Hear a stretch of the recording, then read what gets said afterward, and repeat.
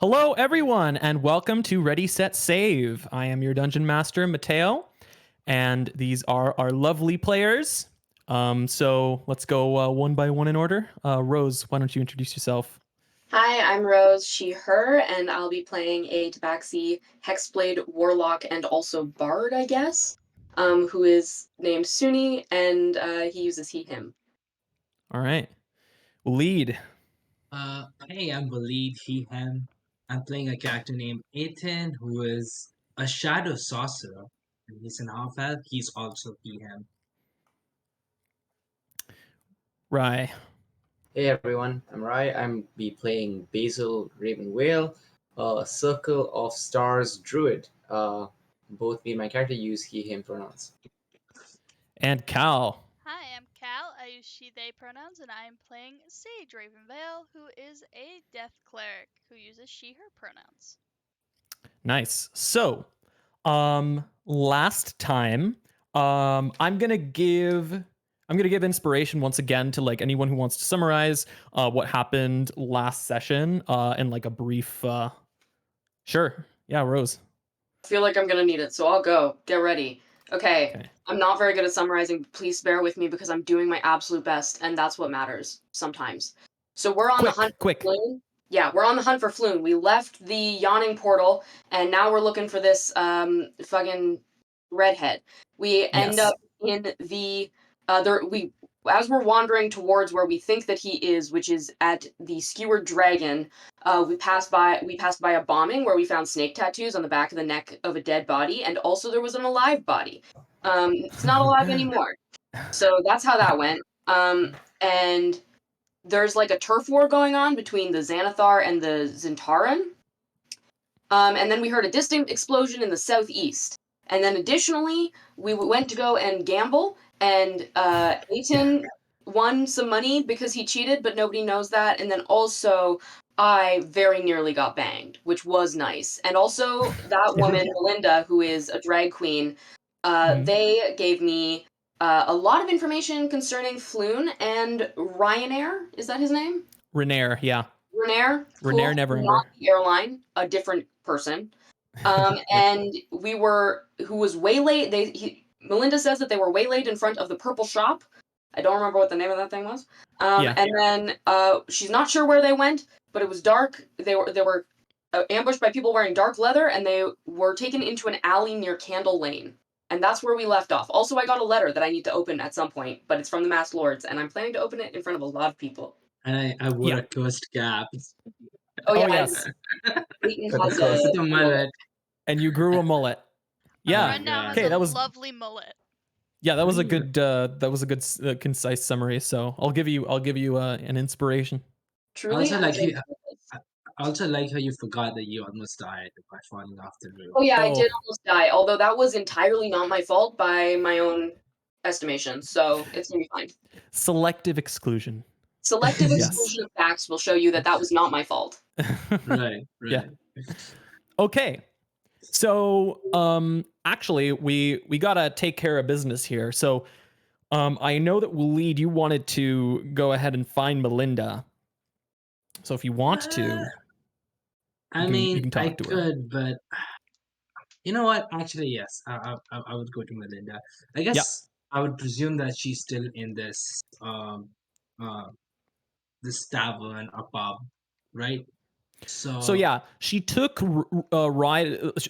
she took Basil to the side of the room, it's like some corner of the room. Basil, you came back to the table. So if you want to tell, if you want to tell, oh my gosh, what's your character's name? Ethan. Yes. If you want to tell Ethan, like where Melinda is, you can. Yeah, absolutely. Where is she? Yeah. Where is she? It's confirming. Melinda took me aside last session, right? Yes. Yeah. Mm-hmm. But she's not particularly hiding, is she? Well, I mean, do you want to look back where she talked to you? I thought Melinda was talking with Rose's character. Rose. Oh, I'm sorry. No, Yeah. that's correct. I'm sorry. Rose's character. Yeah, Suni.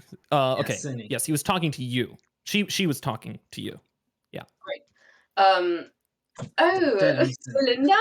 Yeah, she was lovely. She gave us a lot of information. And you know what? The funny part is that I think actually it'll grow on you. I think the look will grow on you. Maybe quite literally. That's what I hear hair does for most people. So, you know, unless you're fancy, maybe you're one of those guys that, like, the hair just falls out. I hear that happens to humans sometimes. So, anyway, I do think we should get going, you know? I don't want to bother anyone that, you know, I maybe have prospects with later. So, You know, I'll have just a quick chat with Melinda. You know, a little bit of gossip here and there, there's no and just need, darling. There's no need. I had a quick chat with Melinda and it was productive. So we can wrap up and go. You look great. Do you want to shoot a quick glance behind you, Suni, to check if she's still there? Yeah, I'll do that. I'll do She's a little. not there anymore. Yeah, see? Yeah. And I mutter. Yeah. And then, all right, we can If go you're on going our to way. say it with your whole chest, okay? Only children muffle it under their breath. All right, you can say it out loud.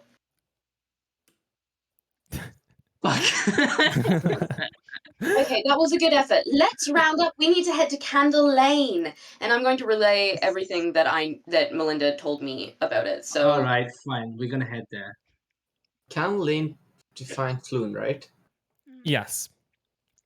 Yeah. It was last seen at Candle Lane, or taken there anyway, headed in that direction. So if is that where you'd like to go? Yeah. Yes. Okay. So you head out of the tavern. It doesn't seem to be a very eventful journey. Just a few, weaves and bobs throughout the intersections and stuff. Mm-hmm. So you get there without much of a hassle. So this is what you see. You notice that the gloom begins to envelop a narrow alley, as dark as a dungeon, and an odorous one at that. Nearly all the street lamps have been smashed, and the only light that pierces the darkness in front of you is a faint flickering from down the lane, like a distant candle. Oh, it's so welcoming, guys. Wow. Yes. Okay. Yeah, welcoming is this why it's called one Candle word. Lane? Yeah. It is. This is quite beautiful. I just feel at home, you know. Why was an aristocrat like Floon here? He was waylaid. And taken here. They were both. Yes. Yes, it appears he wasn't here by his own volition. He was, how do you say, involuntarily taken on vacation. I see. I wouldn't come here on my own volition if I didn't have a choice to come. I'll start looking around. So, Suni, would you like to step forward into this alley? Yeah, can I tell where someone who is here would have, like, chosen... Like, where are the options for people to go? Are there, like, go all over the alley, there's no other option out? I'm looking for, like, sewer grates and alleyways and, like, things like that. So here's what you do notice. You do notice right behind the candle, the only lit candle in this lane, a yard, and just before the yard, you also see what seems to be like a warehouse like gate. And at the end of the yard is what seems to be like a large door. Like a wooden door that you would expect to just slide open. Darlings, I think I know where we need to go. I think we should go that way. All right, I'll follow you. Aiden seems to know what's going on. He's gotten much more agreeable since the mullet. I'm not going to lie. I'm gonna turn around, look on. Is anyone else following us? Or... Well, that's a good question. Make a perception check with disadvantage since it's all dark. Okay, yeah, sure. Okay, it's a 6. Your wisdom-based character is fine. Yep, 11. So not the worst.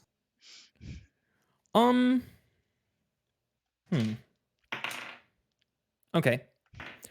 You can see behind you that same shape that Ethan described earlier with, like a humanoid head and two sort of eye stalks on each side poking out. And it's it's poking over like a building, a nearby building. I sort of, slowly turn my head to Sage and say, "Don't stare, but look above. Above. It's like perched above, right? The building. Yes. Look at the building above. Mm-hmm. Something watching us. Concerning. Let's not try to be conspicuous. Yes, Sunny, I agree with you. I think we should go through that door if you're leading, of course." Incredible. Yeah. I'd be happy to. I understand that we have some non-heroic inclined people in our midst. And wait, The gate is just before you. Yeah. Would you like to push it open? Before would you allow me to cast Unseen Servant to open the doors and go in before me? Yeah, sure. Yeah, absolutely. Yeah, as long as you expend the spell slot. Yes. I will. Yeah. No, I'd like you to let me expend spells without using yes. please. Otherwise, you're a really mean DM. So, yeah, I'll expend a spell slot for that. I will absolutely make an Unseen Servant. And it's gonna do that for me. Is the spell concentration? I wonder. Is it concentration? I don't think it is. It's not concentration, as far as. Okay, good. Yeah, that's nice. It's like a better mage hand. Yeah, it's not concentration. At least I didn't write that down. So it lasts for an hour, but it can't do any attacks or anything. It's just there. Sure. Yeah. You have it. How would you like? What manner in which would you like to open the door? The servant. I just want it. I think I send it forward to just any trap that could possibly exist. I would like it to do anything it could to trigger. Just walking in front of every which way. Okay. Yes. Walking into trying to trigger as many traps as possible. Yeah, just triggering traps is its job. You can't see it, but if you were able to see it, it would be waving its hands around in front of the door, like poking its hands through it, things like that. And you don't notice any traps go off. So it's opened the door and stepped through? And then it opens the door wide open. You can hear the creaking as it hits the other side of the gate. And it walks through as well. You know that. Yeah. Okay. So you all see the doors fling open by themselves. I think that seems safe enough. I say let's go for it. Okay. Right. I feel like we so could have opened those doors quieter. By the way, the symbol that you were talking about, first, and then you thought, I know what Suni will do. Suni will think it through. Are you stupid? You told me to act. I did. In my defense, my brother told you to act. I didn't. Well, I can't tell you two apart, so that's I guess if people are in the room, Suni is the person you'd want them to look at first, right? That's true. Much better than our faces. Yes. Okay. That's a valid point. His full action is going to be going forward and getting through those doors. So I'll make it through the doors. Through the gate. Yeah. Okay, yeah. Because there's a gate and then there's a sliding door situation. There's a sliding door, and you also notice, as you get closer to it, you notice a peephole to the right of the sliding door. And you also notice what looks to be a window on the left. Okay, but my Unseen Servant opened the sliding door as well? No, he didn't open the sliding door. Maybe we should knock on that one. You told me, Ethan, that you were looking for the symbols, right? I'm looking at the symbol, and you said that I recognize this, right? I think this is the symbol of So I will say that you do notice a symbol on the sliding door. It is a big symbol. Actually, no. It's not a big symbol, but since you're looking for it, it's very easy to spot. Like on the bottom left, just in the corner, you notice near the ground what seems to be a black flying snake kind of painted on there. snake, would it match some of the factions that I would know? We saw a black flying snake on the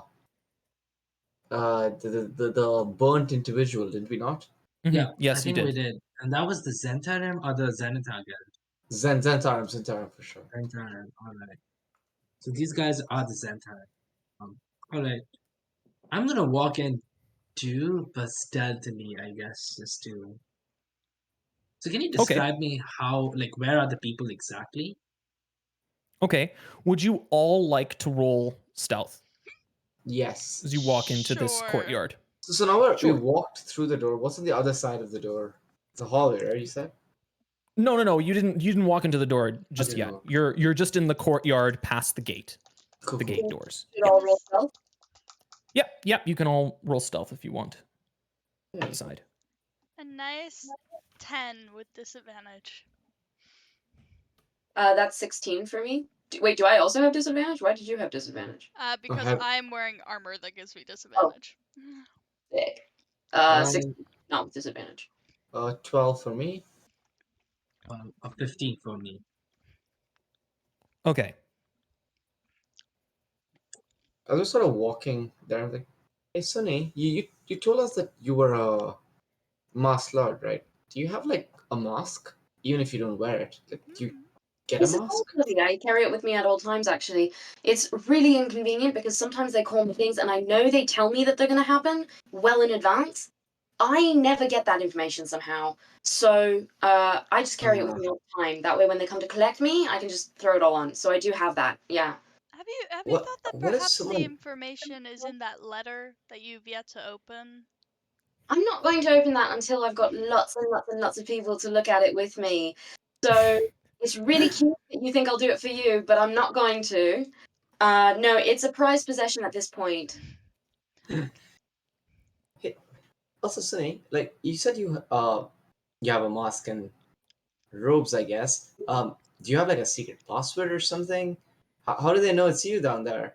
Other than, well, your voice, which I guess. Good question. I never really asked how the whole Masked Lord thing worked, if I'm being honest. Truly, they gave me the job, and then they were like, read all this information to know what you have to do for your job. And I was like, but I already have the job. So I didn't really read it. I don't really know. You could ask someone else, though. Another Masked Lord, maybe. Do you have the information anywhere? Well, I have the mask. Do you want the mask? No.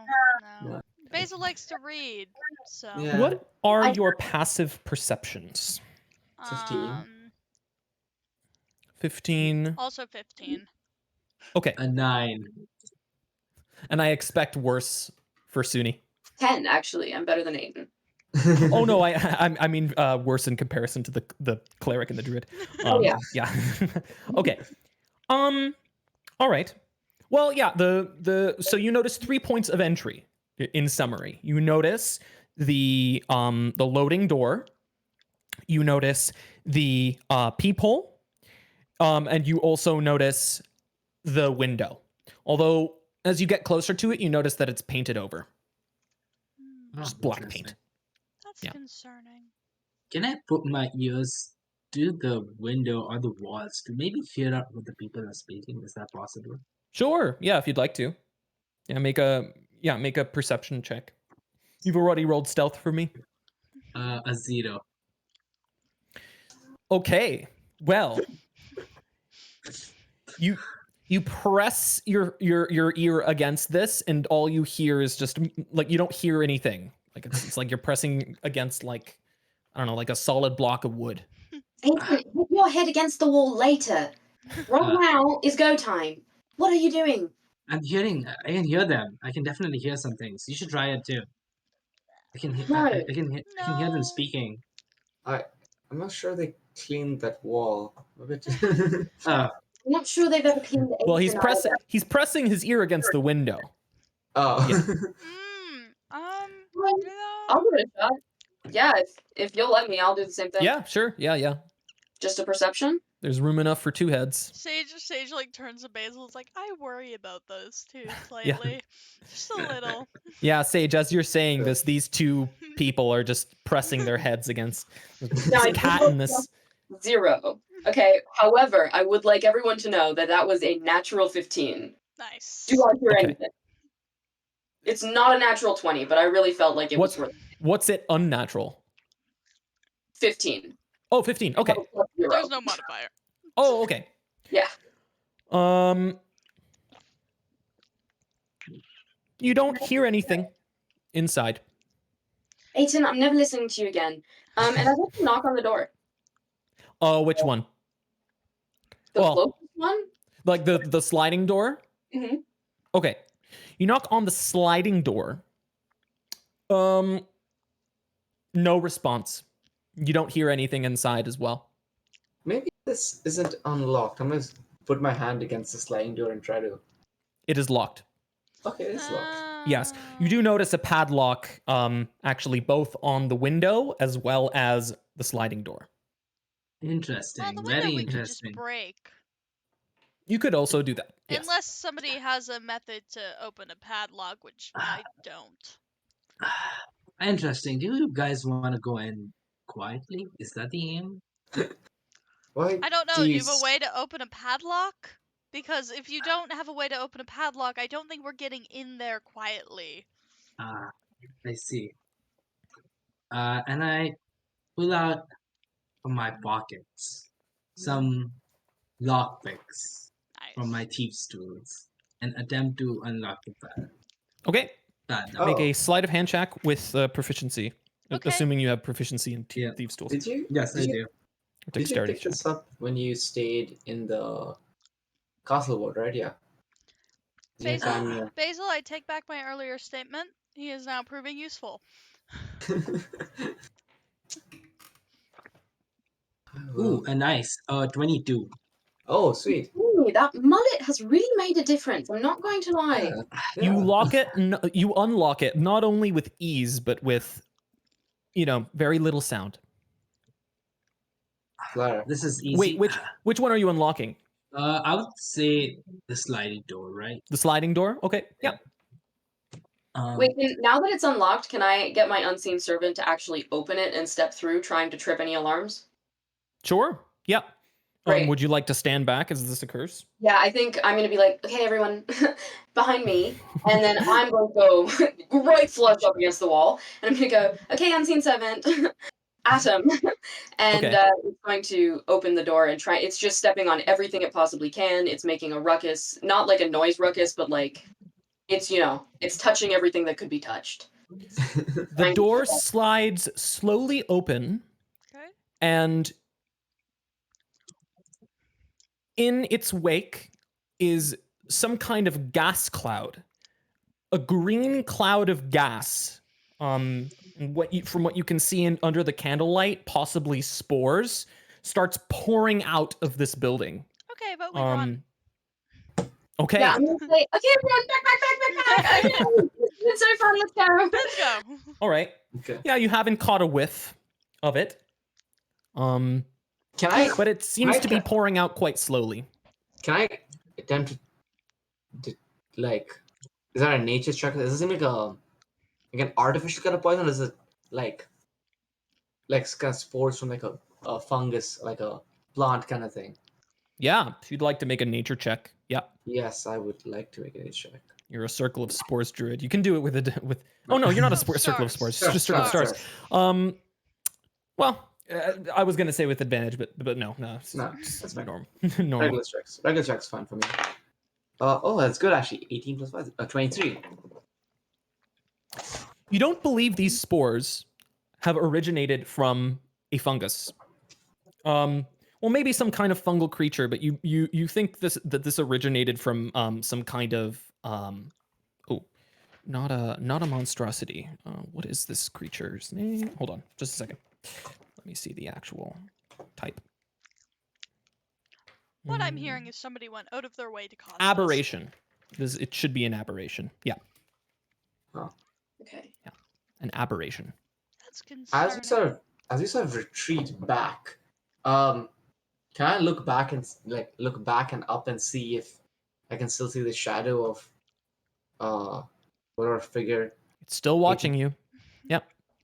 Well, yeah, and it's very difficult for you to see inside. It's all just a bunch of green gas. Yeah. Just a cloud of it. Okay. Can I do like a perception check to see if Robert has maybe ever told me of a way to like, or like a wisdom or an insight or something to like see if Robert has ever maybe told me of a way to like avoid types of things like this, like to be able to get through them without harm? Sure. Yeah, if you'd like. What kind of check would you like for that? You can make a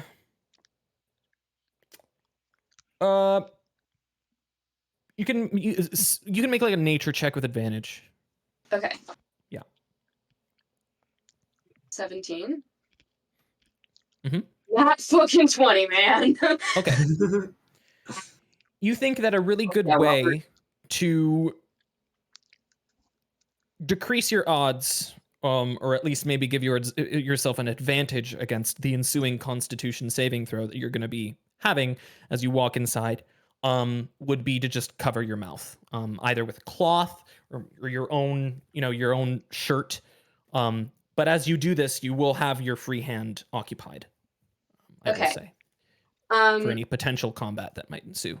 I would like to, in one hand, then have my casting focus, my spell casting focus, and I'm going to cover my face and I'm going to go, everyone, I know that this was really scary, but actually I know what to do. Just cover your face and you'll be fine. Or you won't be. And it's really not a big deal. And I'm going to cover my face and head in, I guess. Okay. So for anyone who has a shield and is using their free hand, make sure to decrease your AC by 2. Okay. Yeah. This matters. Sure. Do so. Yeah. If you're using your free hand instead of your shield to put your hand to cover your hand, or yeah, you can do that. Okay. So you walk in, or wait, did you say your unseen servant walks in first, right? My unseen servant is going to walk in before me. Yeah. Yeah. Nothing happens to it from what you know. Okay. Yeah. Technically, I think that it. So it does have an AC of 10, but if this is like a save throw, then it's fine. It's just if it's like an attack, just so you're aware. Okay. Because if it hits, then my spell is over. Yeah. Okay. So so I'm gonna follow in after it, and I am trying to be sneaky as I do. Yeah. So sneakily you can make a Constitution saving throw as you walk inside with advantage, since you have your free hand over your mouth. No one worry. I am. We're all just like watching Suni walk in. Yeah. Okay, so that one was a 3, but I have advantage. Yes, you do. And that one was a 17 plus 5. Oh, no, hold on, plus 3. I was right. Okay, so we're at an unnatural 20 this time. Okay. Yep. The dice gods. You don't feel any different as you're walking in. You find yourself, it's a bit harder to breathe. You think this air is laced, with it's thick with spores. But as you walk in, you start to take notice of the features inside the room. Do you have any light source with you? I don't, but I do have dark vision. You have dark vision? Okay, I'd say that probably. Oh, that'll let you see decently well. Okay. You notice, so as you get closer and closer to the center of the room, you start to notice the back wall, and you think you see a face. Okay. But the face is unnaturally high for something that, for a body, Suni, are you dead? Are you still alive? Yeah, it's all fine. There's a really ugly mug looking out at me, but it is okay. It is okay. So It looks a bit creepy. Follow, feel free. Pardon? It looks a bit creepy. You can't discern all of its features, but you think it might be caught in an expression of fright, dismay. At all, or does it like, You approach closer? You know what? Let's wait for us. I'm gonna cover my mouth and go to the window and try open it as well so that I can ventilate the air.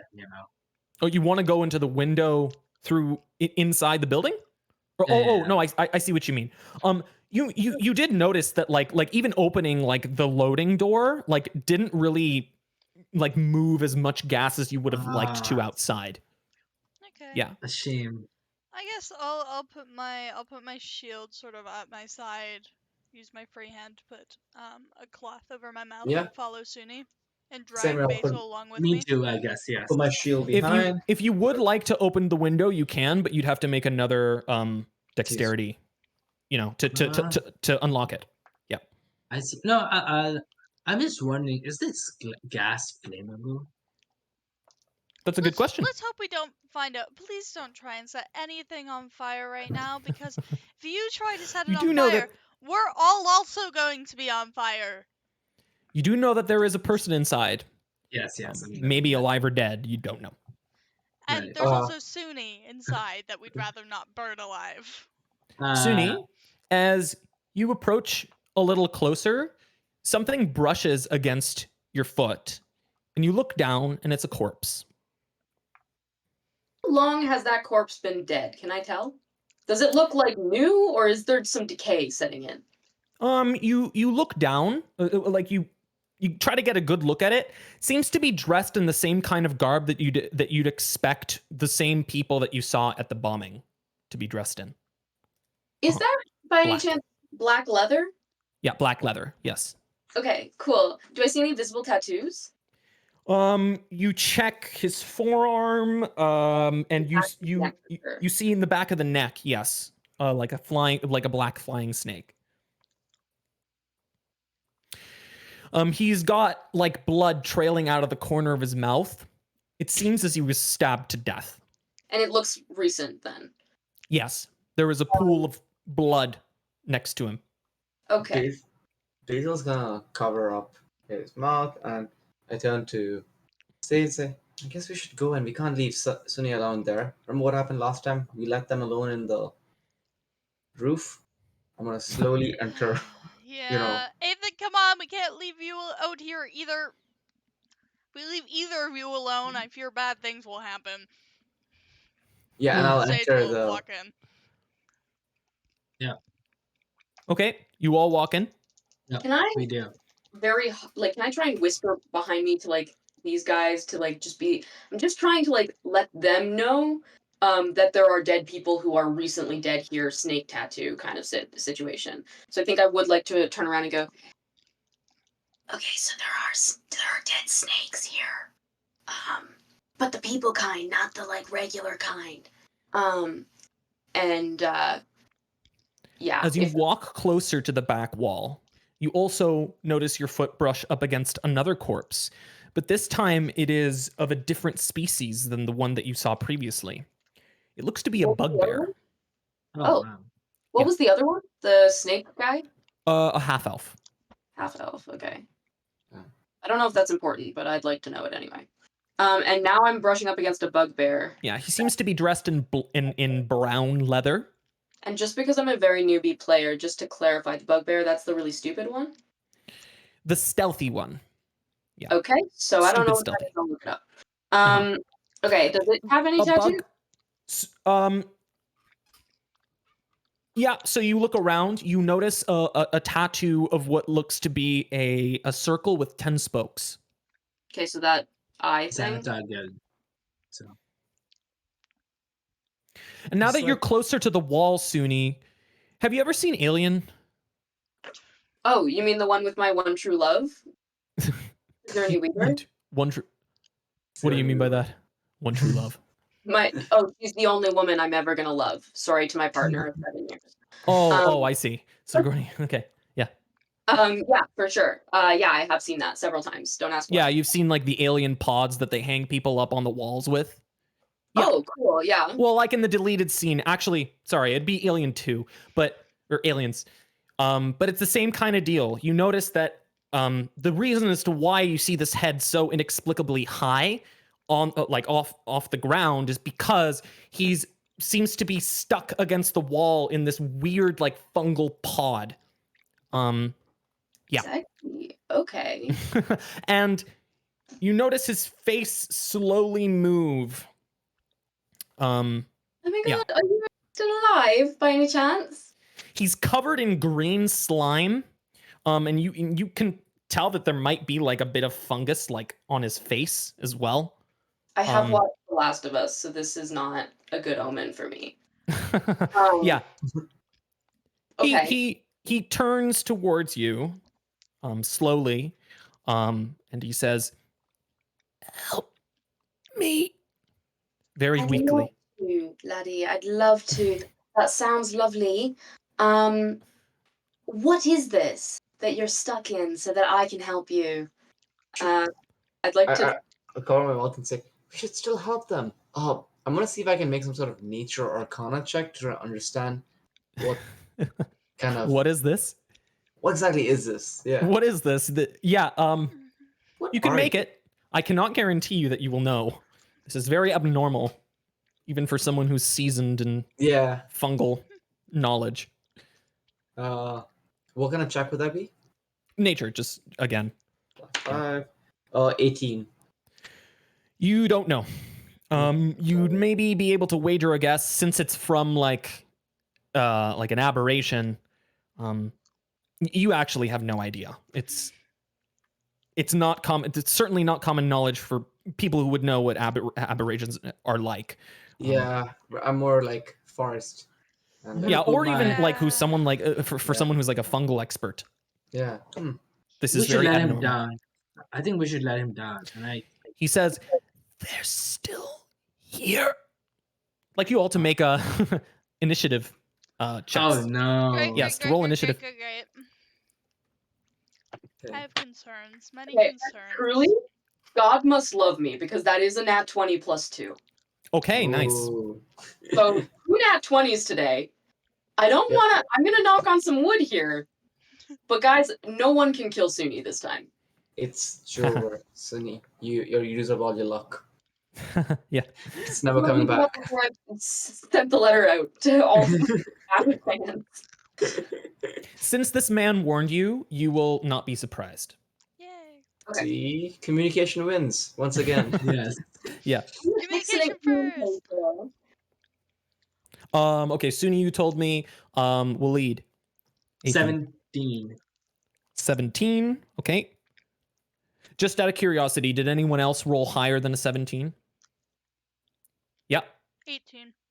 18. Okay. Perfect. Thank you. 10. Okay. Good job, Sage. Basil. You're trying. 18. 17 is Ethan. Yep, that's me. And then 10. There we go. 10 is Basil. Yeah. Okay, wonderful. Thank you. Okay, I have already rolled initiative for these monsters. But monsters go first on tie. Look at that. Oh, 122. Oh no, Yes. Suni. So go first. I rolled 22. That's so rude of them. Yes, it is. But they go first on a tie. What's your AC? That's So 14. Suni? Yeah. 14. 14? Okay, luckily they don't actually have multi-attack. So, okay, Suni, Yeah. out of nowhere, Mhm. you think it might be behind some crates stacked in this warehouse. From your left, you notice an arrow just drives straight into your back. And you will take 4 piercing damage. 4? Yes, Okay. just 4. Yeah, sure. It's okay because I still actually have 178 hit points left, so we're fine. Okay. Suni And has you become a notice- god in you our notice- downtime. You can hear something approach. You hear the clatter of what you like. It's probably something that has like claws Okay. approaching you on its legs, but it seems to Real be quick, bipedal. because I do think that being a beginner, maybe I should already know this information. Do bugbears have claws? On their legs, they're pretty furry. Just think of like a furry man bear. Okay. Yeah, Well, but no, you wouldn't expect a bugbear to make much Okay. noise approaching you. Okay, sorry. 'cause they're very I didn't know stealthy. what that was, so I wanted to Yeah. double check. Okay. But this one's doing it pretty fast. Okay, so it's moving fast. And it's right behind you now. Sick. Yeah. Yeah, that's sexy. So, is it my turn? Can I, or do I sustain more damage? Nope. No, you don't sustain any more damage, but you do hear something from behind you. Okay.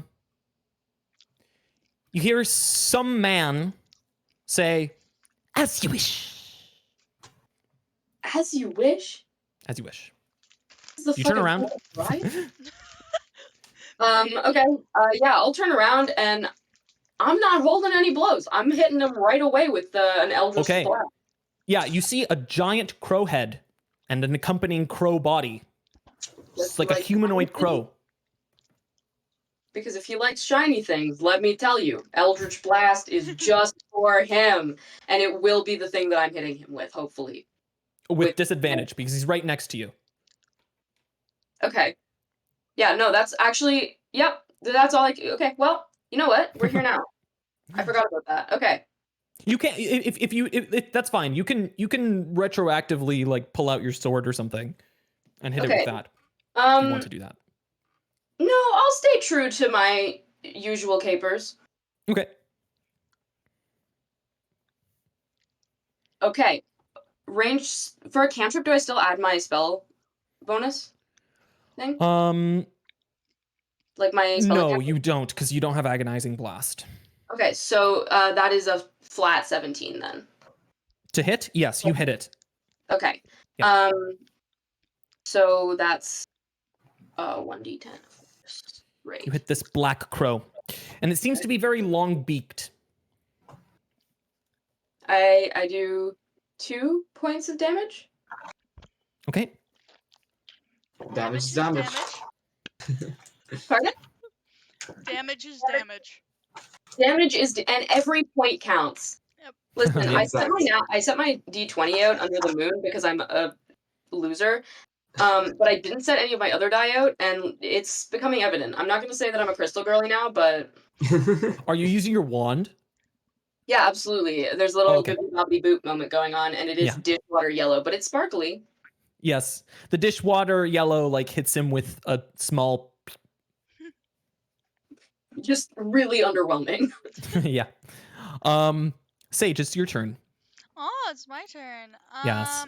I can see the guy. Can I see anyone else? Make a perception check with disadvantage. Okay. That is... Because all you see in front of you beyond 10 feet is just green haze. Cool. That is still a 21. Okay. You see clearly that there is a large stack of crates just to your left, like to the left of the door, I mean. Mm-hmm. And beyond it, you see one hooded figure, another's not hooded, poking their heads out. Looks like they have like arrows poking out as well. Like they're about to fire. Guys, by the way, there's 2 more over there, and I point in the general direction.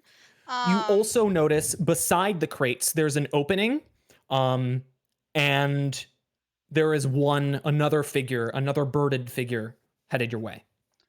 Cool. Lots of birds.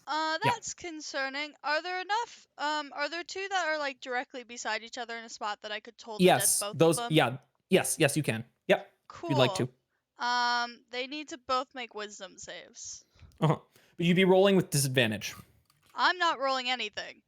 Oh, I'm sorry. Right. Because You're making wisdom saves. Yes, I am making wisdom saves. The DC is 13. That's a failure. And that is a success. Okay, so the one that fails takes a lovely 6 points of damage. As you sort of watch a sound of a bell fills the air, and say just kind of looking at both of them, being like, please work. Please, okay. And then one of them sort of like crumples a little bit, and you're like, okay, well, 50-50. Yes, that would be the hooded one. Damage is damage. And I am crying. I've been hit by an arrow. So.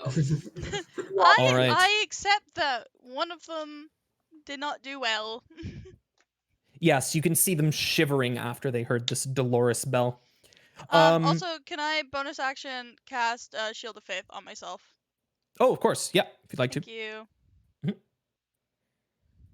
Okay, AC up by 2. Nice. All right. Oh, my. I didn't do this. Since you guys have entered the room already. Naughty me. I'd like you all to make constitution saves. At Or actually, advantage? let's make it at the start of your turn. How about that? But Sage, you can do it. Would you like it at advantage? Because yes, I'm not using with my advantage. shield? Okay. Yep. That is a 18. Okay. Yeah. You don't notice anything. Okay. Everything's fine, guys. Now, Athan, this is the start of your turn. You can make your constitution save. Would it be an advantage or no? Are you covering your... Yeah, yes, I am. Yep, with advantage. Oh, God. That's a 15. How flat. Okay. And I'm You going to also look don't notice around. I'm going to see like what's going on exactly. I do hear the bells, right? Yep. And do I see these, I guess, people exactly? If you'd like to make a Where? perception check to see them as well, you can. Oh. Yep. All you notice is green haze in front of you. It's just 10. I got it. Oh, with disadvantage. Well, yeah, you can't see them. No. Okay. I'm going to walk where I heard the bell sound. I'm going to walk forward until I can see someone exactly. I have 30 feet Okay. of movement if that helps. Okay, yeah. So yeah, you walk until you see two hooded figures, or one hooded figure, two silhouettes peering over the stack of crates. Yes. And I then see them, and I see them pointing arrows, and like they look very dangerous. So I focus with my one hand, with my arcane focus, and the air around kind of turns sharp. Like it's like a weird like force of arrow, and I cast magic missile on the person who's the most like looking dangerous to me. They both look pretty equally dangerous, but if you'd like to cast magic missile on the one that's currently shivering and has heard this Dolores bell, Let's do that then. You want to divert all your missiles towards it? So can I like choose? Can I keep doing like 1, 1, 1? So the first one. They hit simultaneously, actually. Yeah, they would hit simultaneously, so you have to decide as you cast. You know what? I'll go 2 on the shivering person and then 1 on the other person. Okay. So that's a 3 plus 5, 8 on the shivering person. 8 damage? Yeah. How would you like to kill this shivering hooded bird? I didn't want to kill him, but I guess I have to. It's just like the arrow, like I try to focus and then it kind of goes out of control and it just goes straight into his heart, basically. This force. And blood splurts from the other end. And the other person, he takes 2 damage. And then as soon as I see that my missiles have gone back, I scurry back into the green mist, basically. Okay, nice. Yeah, and you notice the other one, you notice more of its features. It seems to actually not be black, like the color of its fur or feathers. It's white feathered. I see. Also, I was just wondering, I thought bugbears were like bears, not like crows. These aren't bugbears. Yeah. And now it's the white feathered one's turn, and it will poke out. It's okay. Rolled that one. It's not going to do anything. Okay, Basil, it's your turn. Okay, so first, I would normally have to, and when entering this room, I maybe clutch onto the, sage's armor piece or something as we enter because it's completely dark inside. Am I correct? Not necessarily dark, but like it's almost blinding. Like you can only notice like 10. You can only see 10 feet of what's in front of you. It's like a wall of very thick gas. Is it like in Last of Us when the spores are? Yes, absolutely. Yes. Okay, yeah. Very similar. Very much. Yeah, and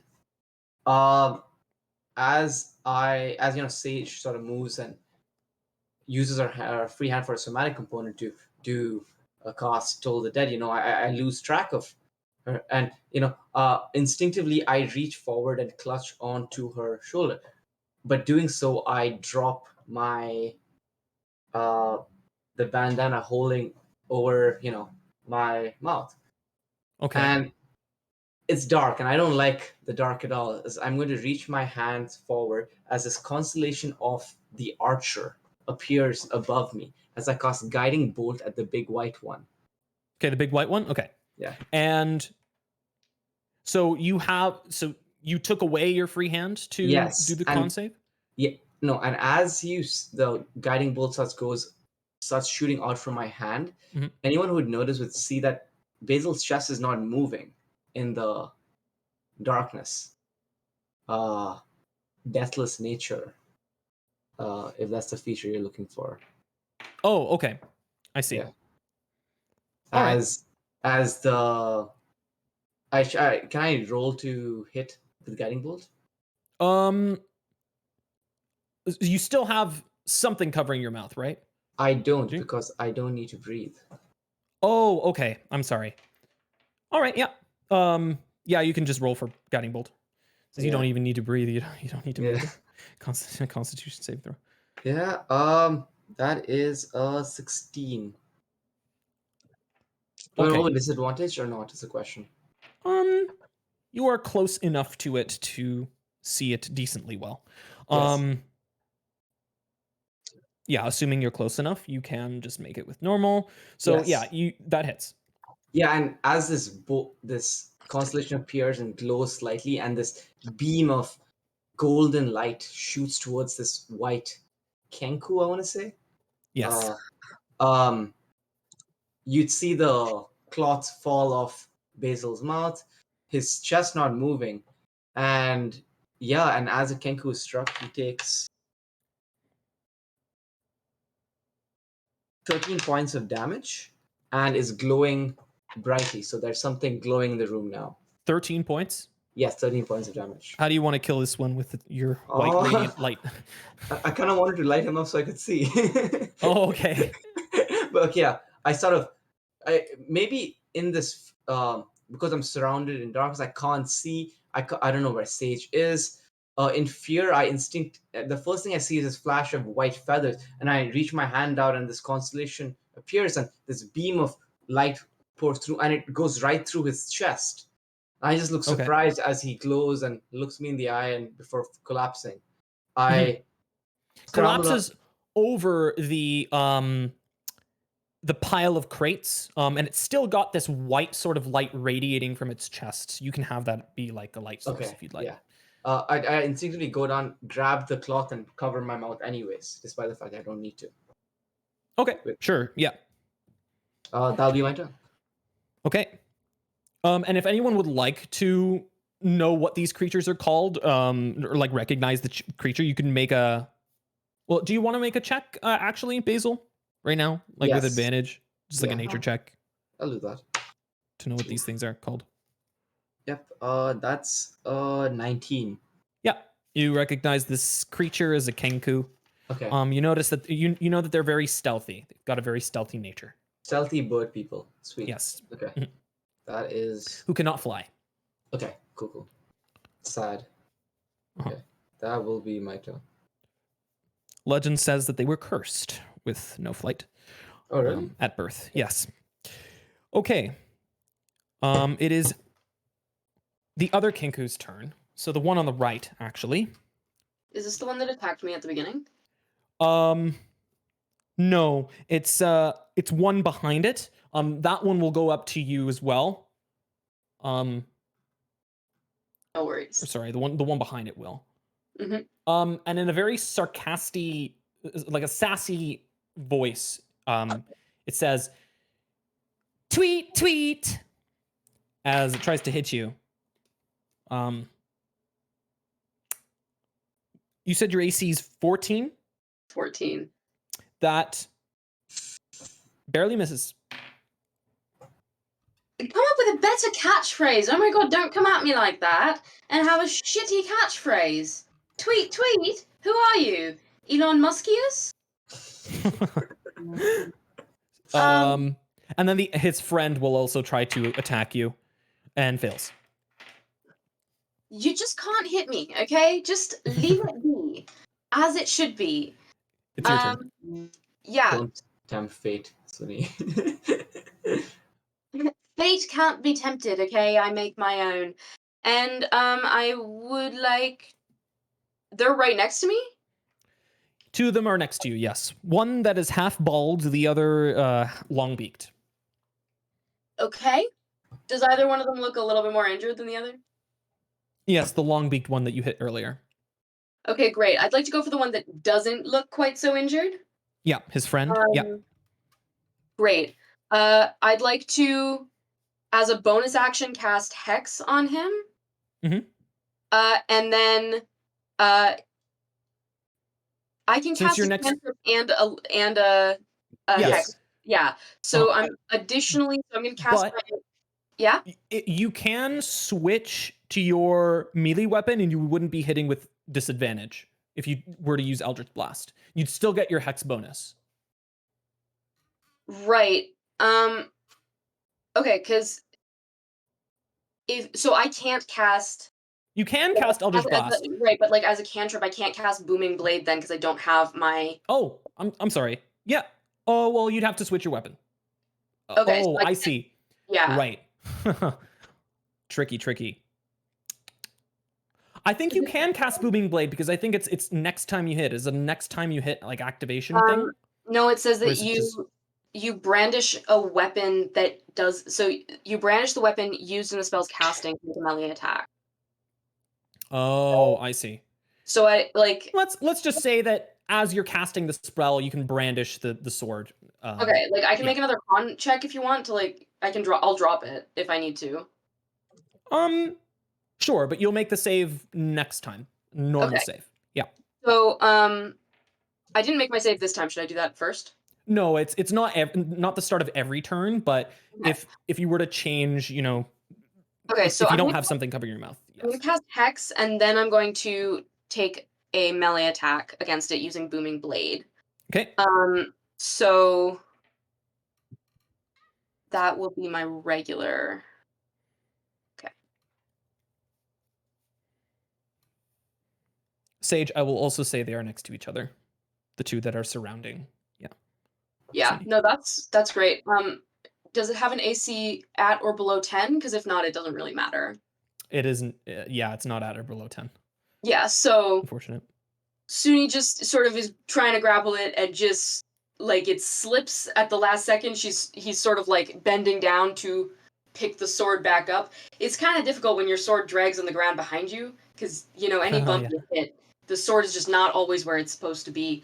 So yeah, Suni does not hit. Okay.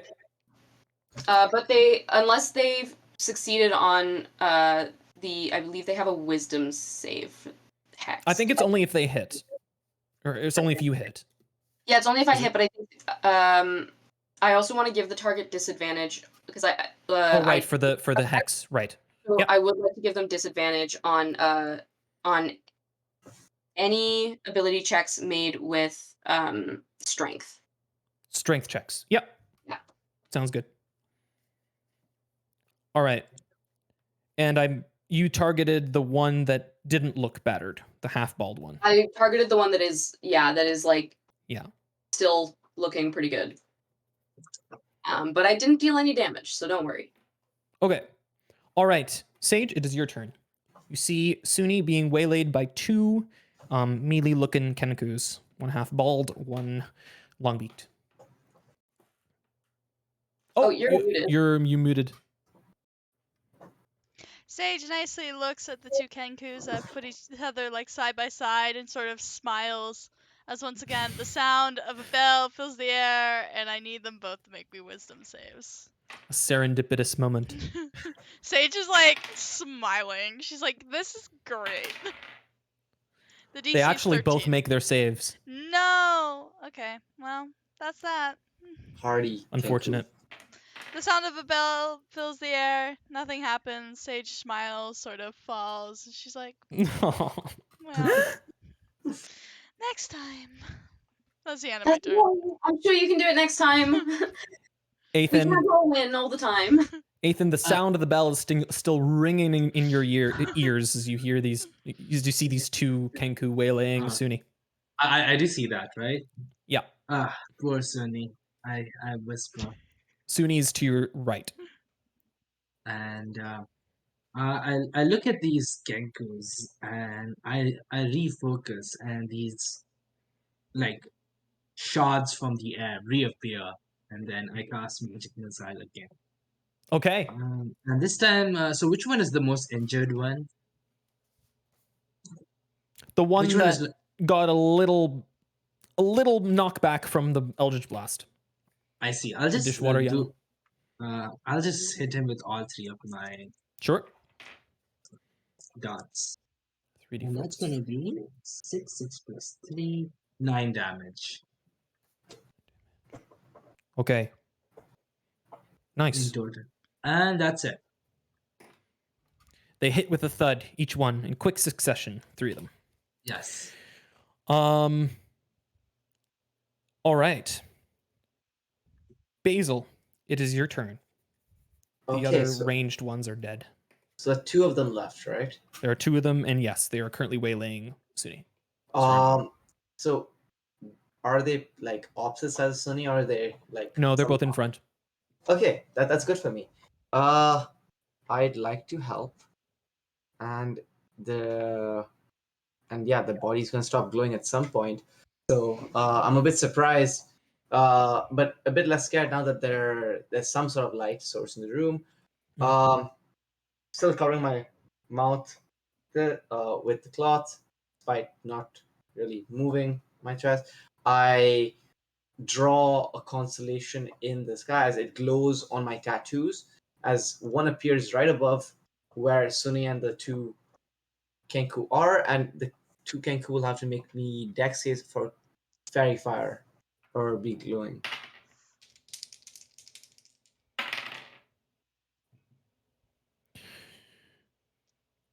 What's the DC? 13? 13, yes. Okay, one passes. The half-bald one passed. Okay. The other one will have a constellation sort of on its back, causing it to glow in bright light. Sunny, you have advantage to hit this creature. Oh yeah. Is this the one which is hexed? Yes. Yeah. Okay. Good. Sweet. And actually, you notice your fairy fire also worked on the crates nearby, every single object pretty much in the room around them. And you notice the room light up like a Christmas tree, and you guys can actually see most features in the room now. And this is what you see, actually. You see, lining the walls, 4 more pods, actually, on the right of you. And you see a staircase leading up behind the pile of crates. And yeah, you think there's possibly a second floor to this warehouse. Yeah. And I think that's it. Yeah, that's all you see. More bodies on the floor, of course, as well. Yeah, that's my action. I'll sort of take a step back, looking at all the bodies, and look in the ground, trying to avoid stepping on any of them. Yeah. The remnants of some kind of bloodbath, a skirmish. Okay, Basil, then this is great. and then mentally I'm gonna count and see 1, 2, 3, 4, see if all of my allies are still up and moving around. Yeah, they are. Yep, and that will be my turn. Okay. And yes, actually, you also notice some kind of crane as well, like above you guys, like some 20 feet away, poking out of the second floor. Okay. Sure. That's my turn. Okay. It's the Kenku's turn, both of them. So they will both make melee attack rolls against you, Sunni. 1 hits for 8 piercing damage. Yeah. That's awesome. Sunni is not in the fight anymore. Oh no. Oh. Okay. Hey, Basil, you can heal people from far away, right? Yes. Okay, great. I will watch Sunny fall. You guys see your friend being hacked down by an angry bird. Stupid birds. A long-beaked bird. It also pecks your face as you go down. and it mockingly says, "Whack!" Okay. Sage. Well, actually, Suni, it is your turn, so you can make a death save. Right. No, that's what I wanted to do on my turn. So. Sunny seems to do this a lot. Okay, so remember when I was being mean to the dice gods? Oh no. Uh-huh. That's a 3. It's fine. Okay. It's fine. Also make your Constitution save. You do not have a hand over yourself. You're kind of just, scrambling all over the floor. It's a nat 1. Okay. All right. Suni. Yeah. Do I automatically fail all 3 of my death saving throws? No. You Happen there? no. Okay. You're fine. You're fine. Okay. So, Suni? Mm-hmm. Huh. Okay, you are emboldened by some crazy rage within yourself. You feel very angry as you take in this gas. And you feel, just like enraged. And you feel like as soon as you get up, you've got to attack the nearest creature with your fullest might. So right now I'm still making death saves, but if I succeed that, then I have to just attack whoever is closest. Yes. Yeah. Sick. As soon as you get up. Great. Which would be the 2 Kenku that are over you, anyway. Right. Okay. So, Sage, Hi. it is your turn. Yeah. They're still beside each other, right? They are still beside each other. Perfect. Look at them. Sage is kind of like, okay, my last plan didn't work. New plan. A skeletal hand is going to appear within both of their spaces. This sort of like weird, kind of not anatomically correct, fully skeletal hand that seems kind of mutant in a way. And it's going to try and hit them. I believe one of them is fairy fired. Yes. One of them is, yes. Perfect.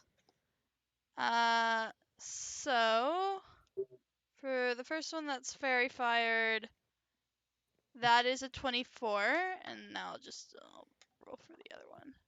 The other one's a 10, so I'm guessing the other one doesn't hit, but... Okay. So you hit the long-beaked one.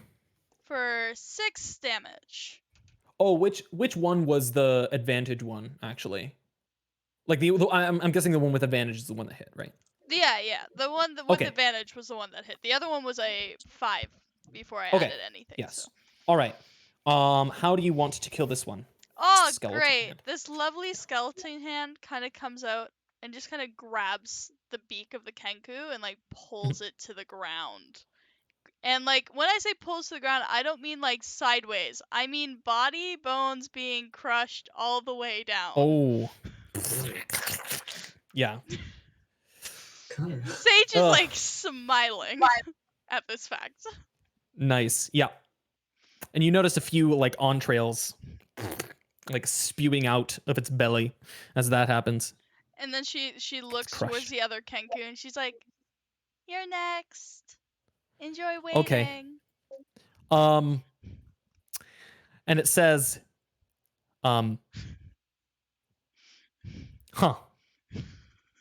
It says, "I'm gonna put pain in your soul." That's what it says. Oh, I love that Kenku's mimic. And,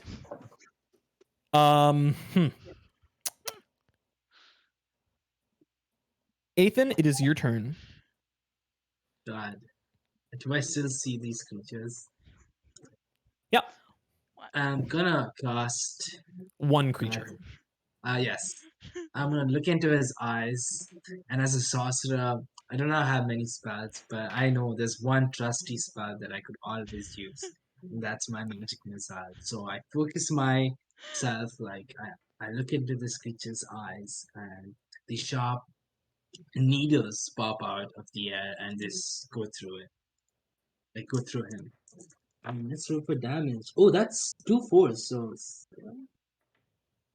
9 plus 3, 12 damage.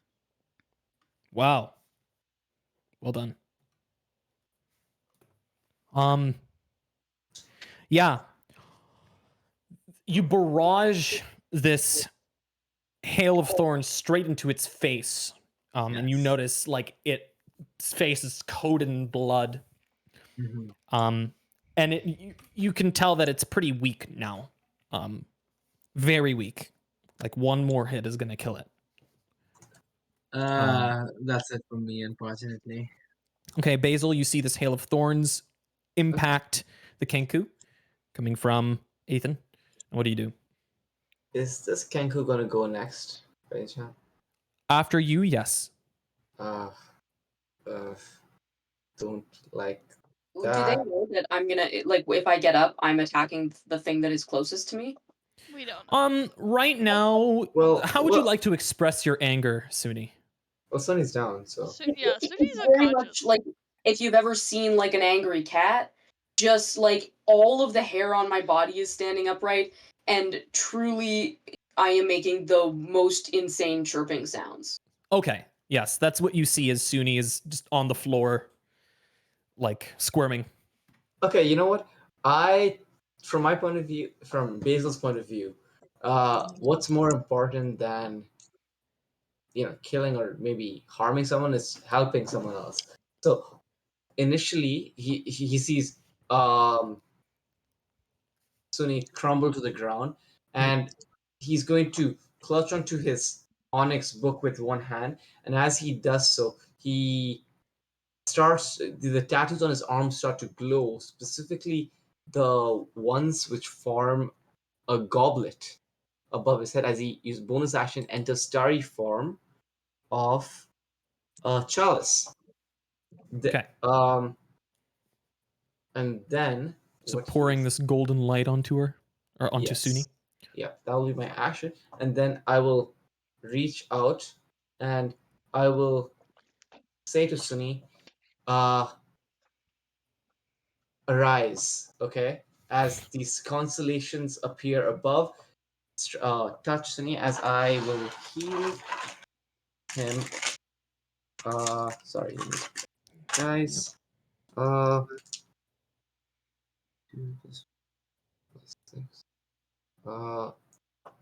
13 hit points.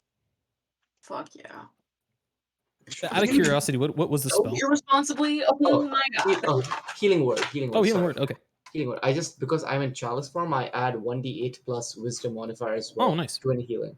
Cool. Circle of stars driven Sorry, I for got the 20 win. healing? Any 13. 13. Okay. Yeah. My bad. 13 I didn't hear what you said. 13. Okay. Nice. Suni, it is your turn. Enraged. You've got I'm the Kenku enraged. right next to you. I have to attack him. Can I booming blade him, or do I just have to do like a raw attack? I don't need to. It's just it's a cantrip. You can. Yeah, with your full might, you can do just like a boom blade if you want to. Kill him.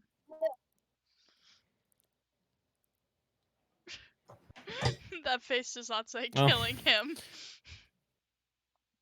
No. How do you feel about 6? 6? That does not hit. Is this Kenku glowing? Well, I just wanted to check because it is not. last time a 10 didn't hit, and I just wanted to know if maybe this time a 6 would hit. How do you feel about that now that I've given you an explanation? Still no? Its AC did not lower by 10, unfortunately. Sadly. That is deeply upsetting to me, personally. Okay. Yeah, you see Suni like completely enraged as he like muttering these like cat sounds, these chirping noises. Z just misses trying to hit this Kenku. Okay. Sage. Okay, Suni, that was a great try, but next time, like, hit the thing. It's a Never great talk to me again. effort. Well, I wouldn't put that past Suni. The skeletal hand, the sort of mutant-y skeletal hand. Think of the hand from Coraline. If any of you've seen the hand from Coraline made out of like knitting needles and stuff, that hand. Yeah. That is the hand that's in my head. Creepy hand. Comes back, and once again attempts to grab the other Kenku. For a 16 to hit. Okay. Yep, that hits. Yay. spindly metallic hand For sounds as a well. lovely max 8 damage. Okay, how would you like to kill this one? Round 2 of just being grabbed Crushed. by the beak and crushed into the ground slowly and painfully. It is reduced to a pile of feather and mush. Haste. Yeah. All right, and with that, we will take a 5-minute break. As we are settling down from this combat, bird people. And we will be right back. Bye. Right. Hello, everyone, and we are back in Ready, Set, Save. I am your Dungeon Master, Mateo. And yeah, after a grueling fight with, well, not really all that grueling, but Suni did manage to get downed with a bunch of like avian bird creatures. The characters have entered what seems to be a Zhentarim warehouse. And inside they found like a giant sorry. The room is filled with green gas and spores, and people lining the walls, perched up on them. And they seem to be in fungal pods. And they're slimed. And they look weak as they peer out towards the center of the room. Toward you guys, actually. But Suni, as soon as you get up, hair all sticking out, you try to attack the nearest person. So who do you want to attack? Who is closest, I guess, is actually the question that I should be asking. I probably would. Yeah. I'm reaching out just to see whether Sunny's no. okay. Okay. We still have, actually, like, if we're going to reference initiative order, we still have, like, we still have Basil and, like, Ethan to go out, like, before you. So, Basil, if you want to do anything, or Ethan, if you guys want to do something. I'm sort of glowing right now as constellations. My tattoos are glowing, making me like a torch almost from my arms. As I approach, I'm just gonna kneel down, check if Sunny is okay. He seems to be like moving around and like angry. You said right, looking angry. Yeah, And you're looking at it. I'm trying to determine whether this is it's like is Sunny going to having an epileptic fit or something like that. I'm just checking Sunny over there. Can I make a medicine check or something? Sure, you could. Yeah. Yeah, sure. Are you thinking about alien? Is that what you mean? Like epileptic, something coming out of their bodies? Yeah, that's exactly what I'm thinking of, actually. Okay, sure. Oh my God. If you want to, you want to know what to expect, I suppose you can. Yeah, make a medicine check. That is a 13. Okay. Not really much. You don't think that she's probably like had enough of a dose of this gas to infect her, to infect him well enough, but you got this like, sneaking suspicion. You kind of avert your gaze over to like the people behind her lined up against the walls. Maybe there's something going on there. You've got a very good idea that they're probably infected with something. That's concerning. With a long enough time exposed to these gas spores, you're not sure what kind of surprises would Yes.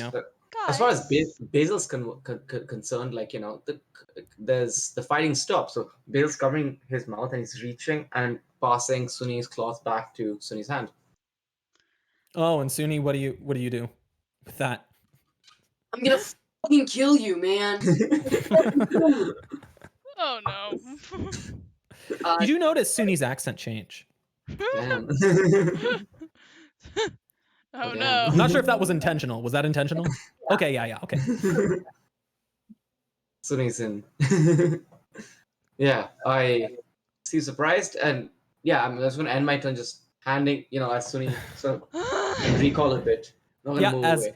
As Sunny begins to charge forward towards Basil, what do you do, Ethan? Do you do anything to stop this? Do I? I guess I do see the malice, right?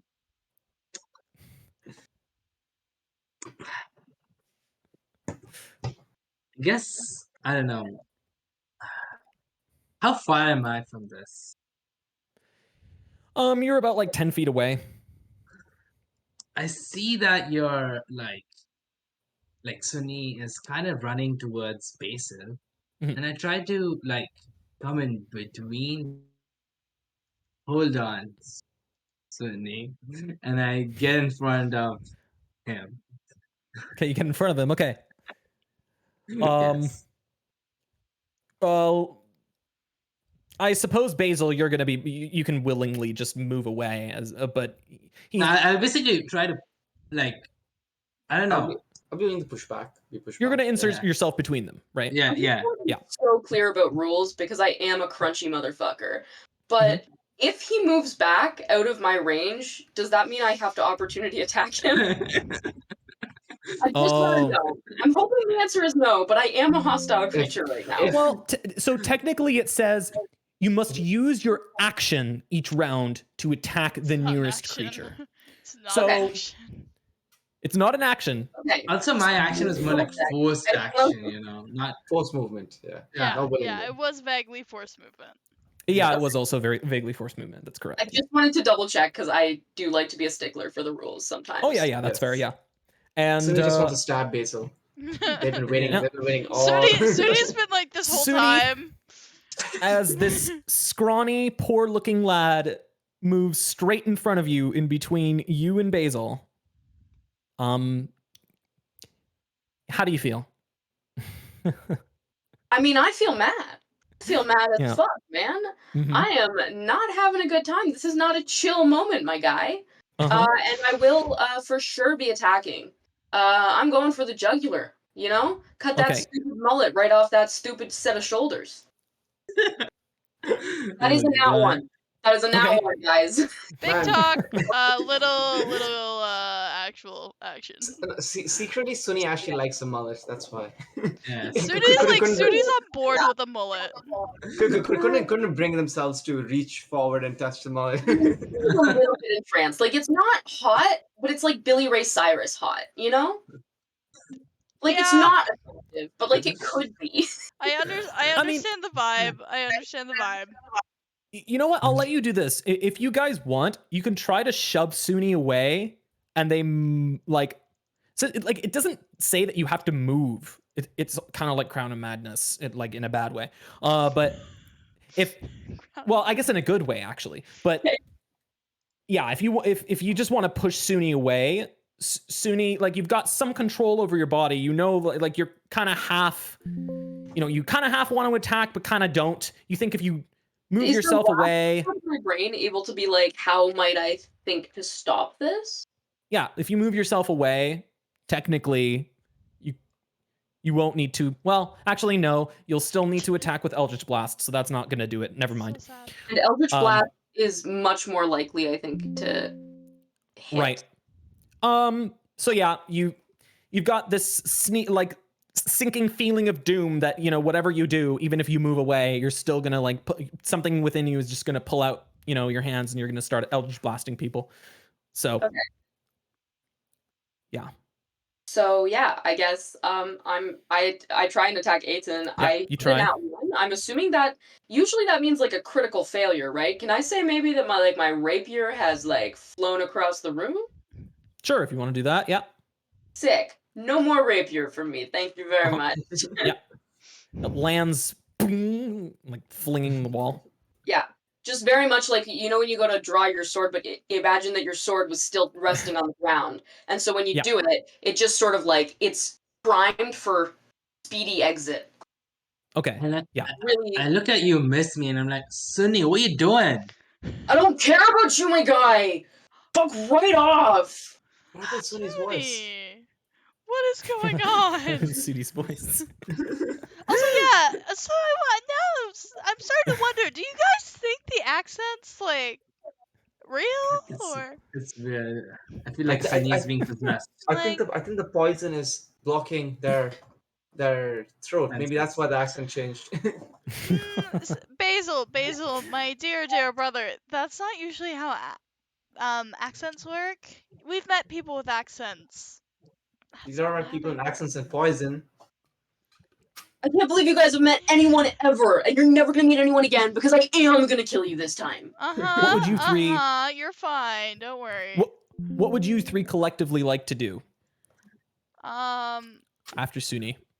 Guys, do you have rope? Should we just tie him up for now? I And could maybe cast bring sleep him on out him. of the poison? I So mean, I if you could want cast to sleep on cast him. sleep, that's probably a nicer way of doing this. Yes, I think so. Depends on how angry you are at Suni at this given moment in time. Sunny, I think you want to calm down? We'll give you what do we have to give? So what's Sunny like? We'll give you a standing ovation. That's a very appealing offer to Suni. Suni, standing ovation. Oh my. Oh, like, oh shit, we can't clap. I mean, yeah. What the fuck, man? You promised a standing ovation, you can't even stand up all the way. Can't even clap. Yeah, sorry about that. My brother, he Yeah, comes up bro. with good ideas. He can't always follow through. I don't think he can ever follow through, and I don't even think they're good ideas, and I hate you, and I'm gonna kill you. Oh god. Are you And casting Suni, sleep? as you say this, you notice that Athan is lifting his hands up, about to cast a spell. Do you do it actually? Do you cast sleep? Please do. Yes, I do. Yes, I do feel cast this sleep. Wave of weakness hit you as you slowly fall into a gentle slumber. Great. As I fall, I'm just gonna go, guys, I'm so sorry, but I am gonna kill you. Should we drag Suni outside, do you think? Do you think that's I a think good so. idea? We should. I'll attempt to carry Suni outside. Would you, Athan, would you like me to carry Suni, maybe? I think that'd be more appropriate. Yeah, yes. yeah. Sage is just going to, like, kind of haul. I'm thinking, like, fireman's carry. Yeah. Like, just the two hands. Yeah. Yeah. So I can still, like, hold the two hands with that and hold the other one over my face. Basil's still glowing. Just walking the glowing person. Okay. It's fine. We're fine. Don't worry about it. Cut to a few minutes later. Suni, you wake up and you see three heads poking over you.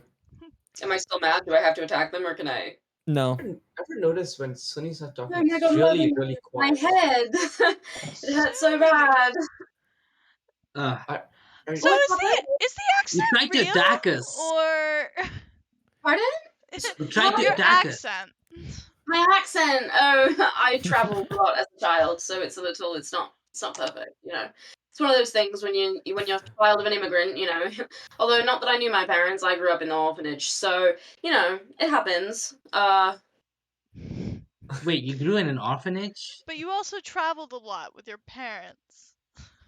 Well, sometimes you can travel with your parents and live in an orphanage. I don't know if you knew that, but you can sometimes. Interesting. You grew in an orphanage, huh? Interesting. Yes, I grew in an orphanage. I grew up at Judy's Bakery. Oh, it's not a bakery. It's just what's it called? Wait a minute. I think it's something like the Tainted Soul. It's an orphanage owned by some woman named Yes. Judy. She's wonderful. Yeah, an orphanage. Yeah. Sometimes she lets me travel when I was a kid, okay? And she's not technically my parent, but I think of her as a parent, so it's fine. And I travel a lot for her. That's why I'm a warlock, okay? She is my patron. So would Aiden ever recognize Suni, like especially as a kid? Well, see, here's the thing. Like, you've repressed those memories so much, right? That you probably wouldn't want to recognize anyone. Well, I guess you probably wouldn't expect to. No, yeah. You tell me. You mentioned that Julie's Bakery has absolutely, like, come out and been like, yeah, that's true. So, like, don't talk about the potion shop. Yeah. Do not talk about they're an orphanage and a potion shop. Do not talk about the orphanage. Me? Oh, me? Yes. I grew up there, though, so... No, do not talk about it. Basil, I think a moment's happening. Yeah, I'm not sure You what's know what, happening. Aiden? it's okay if you didn't have as good an experience there as I did. And I recognize that and acknowledge you. And there are times when you need to talk, and there's times when you need to be quiet. And I think this is the balance. Sage is just like leaning in and being like, "Please go on, keep going." You tried to kill me a few moments ago. That was my fault. That was the spores. Whatever, it doesn't matter. And I said, now, after all, after all this, I don't want you to mention it, the orphanage, ever again, in front of me at least. I understand, but you do know that, like, it's a big part of, like, who I am as well. So it would be like if I said, well, just like it would be like if you had like a mum and her name was like Karen, right? And then I was like, oh, I had one bad experience with a Karen. Please never mention Karen again. But like, you have to talk about your mum sometimes, you know. So it's kind of like that. Like, maybe we could have like a code word to talk about the bakery that shall not be named. I The could call potion it that. shop. The potion shop. I can call it a potion shop. Would that help? Or just And the I bakery. completely just ignore you and walk back into the like. Bad idea. Bad idea. I mean, I live there too, so I don't get it. Maybe we should leave that with Ethan. Sunny, I think that bothers him. I understand that it bothers him, but like, listen, I don't want to be like too anti-PC here, but like, you do have to manage your own emotions, and I'm managing mine just fine, so I'm not the problem here. She does. That's what it comes down to. Suni, I have to give it to Suni on this one. He does make a very valid point that like people are allowed to have varying experiences, and we can't tell people that they aren't allowed to have their own experience because it goes against the experience of someone else. Sunny fast-track therapy. Listen, Julie was very nice to me the whole time that I was there, so I don't know exactly what to say about it. I won't bring it up if I don't have to, but like, it's a massive part of who I am, so that's what I'll say about that. We should Anyway, tell Suni that Suni isn't allowed to have his identity. It's it feels very mean. I understand that Ethan is sad. I understand Ethan did not have a good time there. But also, Suni, you are allowed to have your identity. You are a valid person. Yes. I am valid. Thank you for noticing. Sage immediately regrets saying that. I do seem to recall that I was promised a standing ovation. Oh, right. And I didn't kill anyone. I'll slowly start clapping and then look at no one else clapping and just slowly stop. Well, I'll never trust that again. Thank you. He promised you a standing ovation. He's standing. He's clapping. Yeah. And then I saw look back into the sport. We should leave Ethan alone there. No. Let's head on in. No. Okay. Mask. Ethan, you did walk into the spores? Yeah, with my covers, obviously. Okay. You already made the saving throw.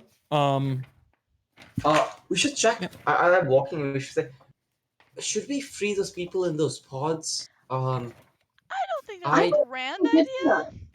Like, imagine, because listen, right now, the story is that we've broken and entered and killed the people who were already there, right? And I would believe that these other deaths might get pinned on us, but if we could save these other guys, they might vouch for us. And if they don't, we can kill them, and it's not any worse than it was before. True. The one thing I'll say, we did not break anything.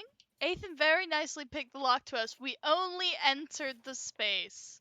And we have no idea how the lock fired it, yes. Shh, we have no idea. Know. We have no idea how the lock got unlocked. It was unlocked when we got here. That is what we're going with. I don't know what to do. Theo, this is the second floor. I'd like to roll my own intelligence check just to see if I believe what they just say. Can I just roll like a Yeah, sure. This is what we're going with. That is a 16 flat. So probably yes. I don't believe it. Oh, I do? Yep. Okay, yeah. So I fully believe you. I'm sorry. No. You succeeded on the intelligence check, so you don't believe it. Sage also wasn't trying to make you believe that's what's actually happening. Sage is just saying that's our story if anyone asks. One of my character flaws is that I am gullible as fuck. Ah. So it doesn't matter what you were trying to tell me. I'm gonna go, are you stupid?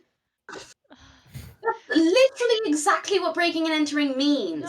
No, we're not. Like, No, did it give you any education here? we're Like, not breaking.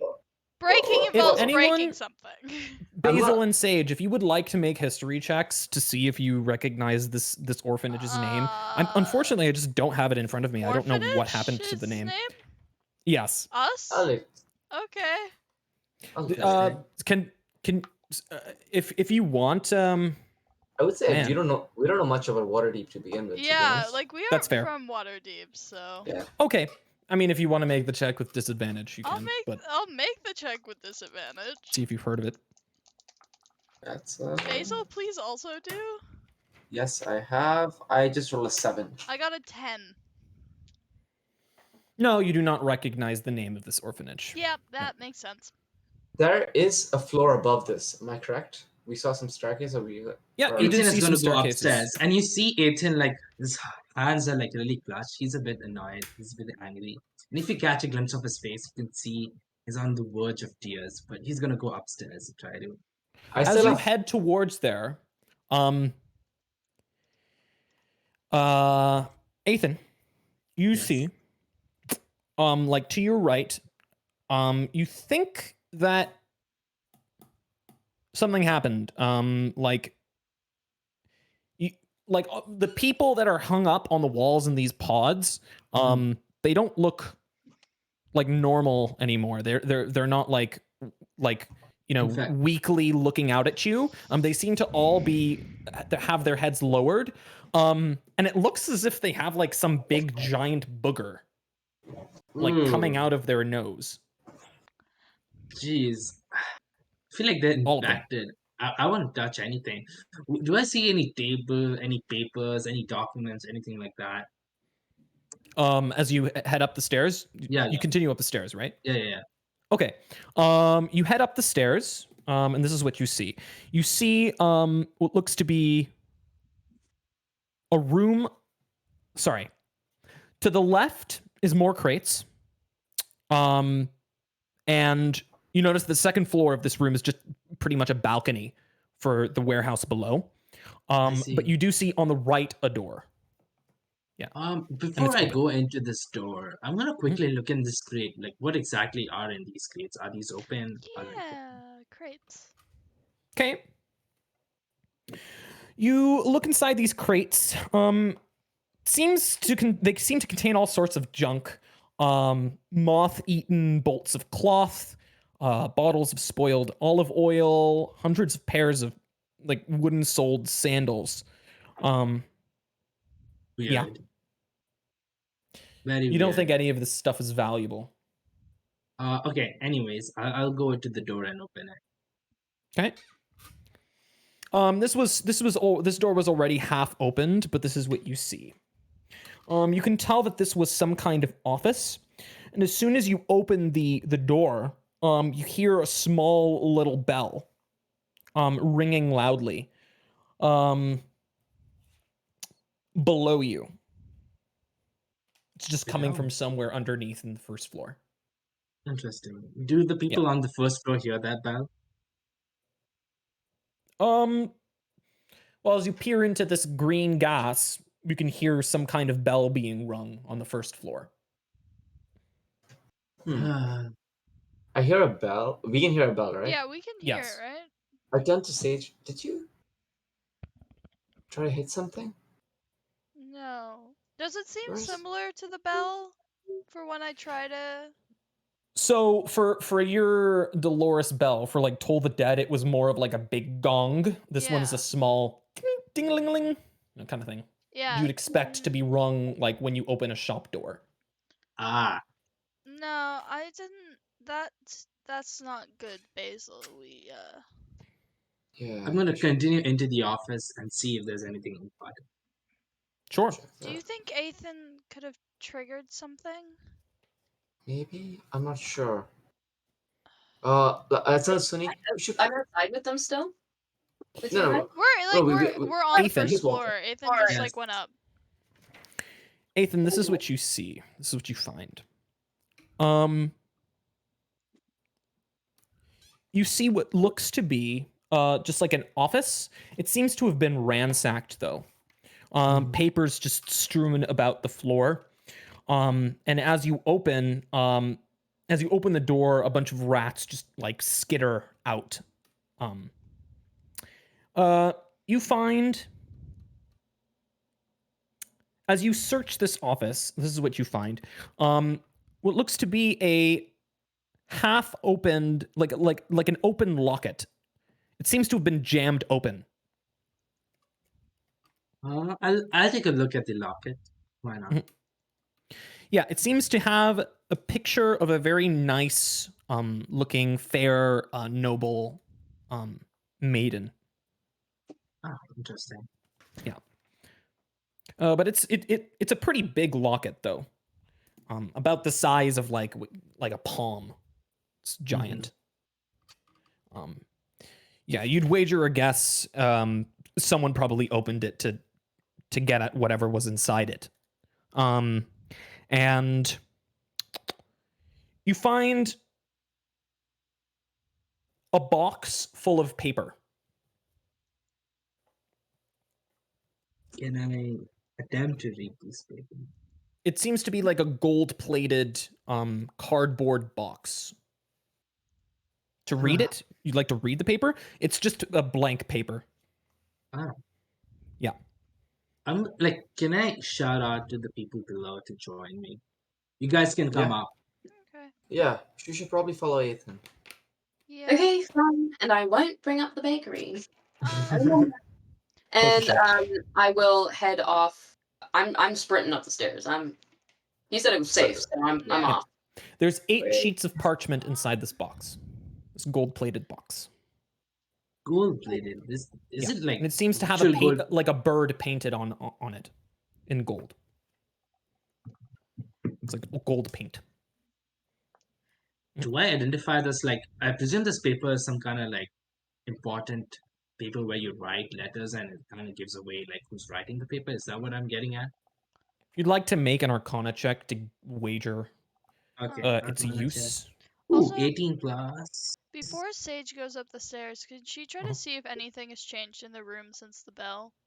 Yes, you all notice that these people look to be unconscious and their heads are down, and like coming out of their heads, like out of one nostril, is this giant booger. Yeah, but that's what Ethan noticed. Has anything changed since the Changed bell has since gone then? on? Yeah. No. Okay. 17. 17? Yeah. Yes, you think that these you think that this is a magic item, a collection of magic items, actually. Interesting. They're called paper birds. And you know that they were used to write messages to send to people from a distance. I'll quickly pocket it. Okay. Pocket the box. Yes. Oh wait, how big is this box? It's papers, right? So I presume it's not that. It's got eight parchments inside. So it's rather thin, like a thin cardboard okay, box. I can fit it in, right? Yeah. And then I'll hold the locket, and as soon as I guess whoever Sunny, I guess someone Sunu comes. would be first. Yeah. Suni, you see Ethan as you enter into this like ransacked office. Okay. You see Ethan holding a locket. Like a I found this locket. You can have it.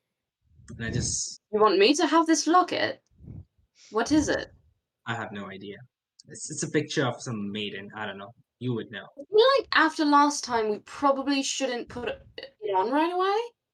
Because I do recall that someone, not going to name names, did get Billy Ray Cyrus-ified.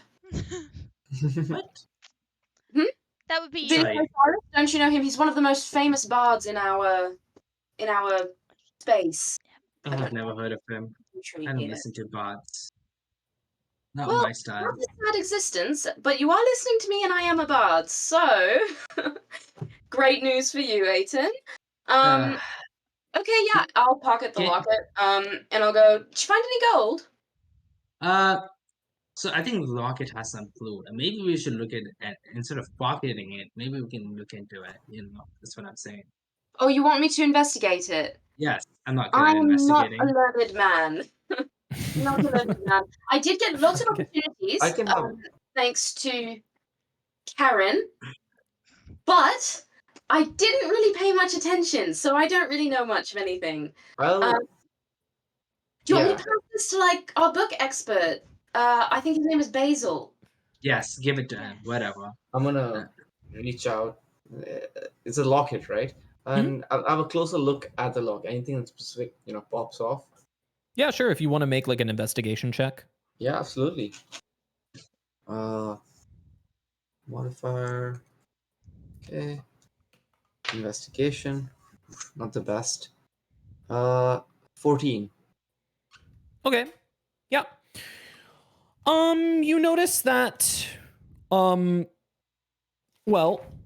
so like, as you look at it, you think that this is a very elegantly appointed locket. You think that this locket, as you look around on it and you study it seems to be very well polished. So, and it doesn't have any dust on it from what you can tell. And it's not dirty. So whoever wore it, they would probably be cherishing this person. This person probably held like a very significant spot in that person's life. Mateo? Yeah. I don't know how this works in the game, but in real life, if I was in the medieval times and someone had painted a portrait, I would expect that person to be quite wealthy. Right? Yes. Okay. Yeah. As a member of the Masked Lords, is there Mhm. any chance that I might recognize this person? This person? This yeah, if person? you want to take a look at the portrait embedded within the locket, you can. Yeah. Yeah, I'll open the locket and yes, so you can like lean over or lean under my arm and look. Let's make a history check. Yeah. I'm making a history? Yeah, with advantage, you can. Yeah. Okay. Since you're using your Masked Lord knowledge. Where? So where in some rooms with storage? You said. Yeah, you're in a warehouse, just a giant warehouse. It's just one big room, really. And like, well, on the second floor, you're near the back of it, in an office. Yeah. Okay, cool. Couple of offices. Got it.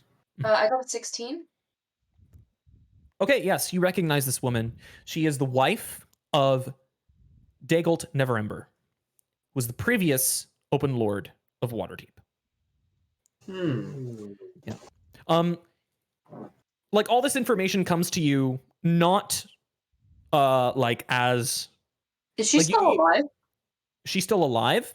Yeah. Because Neverember was the one who got like No, and stuff 3 years ago, right? she died. Okay, You so know, she died of some kind of cancer or some disease. Okay. Recently. Who would this locket belong to then? Like, would it have been Dagult? Either Dagult's, or maybe you'd wager probably his son, like Renaer. Renaer. Because you know he got kidnapped and supposedly taken here. Okay, so Renaer and also right. His father. Okay, yep, I'm there. I got you. I'm following. Mm-hmm. Yeah. And you notice more information about Dagult comes to you than his wife, actually. And Dagult, you believe that Dagult Neverember, well, you know that he was a very divisive figure in Waterdavian politics. He, like, during most of his reign as Open Lord, he was also Lord Protector of Neverwinter as well, a city a ways from Waterdeep, but relatively close, another city-state, basically. Quick question. I remember another Neverember along with Floon. Yes, Renaer. Yeah. That was his Renaer. estranged son. Estranged son of The previous Open Lord. Open Lord. He was ousted on charges of corruption, but also there was pressingly an attack across the whole of the Sword Coast by the Cult of the Dragon. That was that was a massive crisis, and he was ousted because mostly for that. He didn't really have his priorities set straight,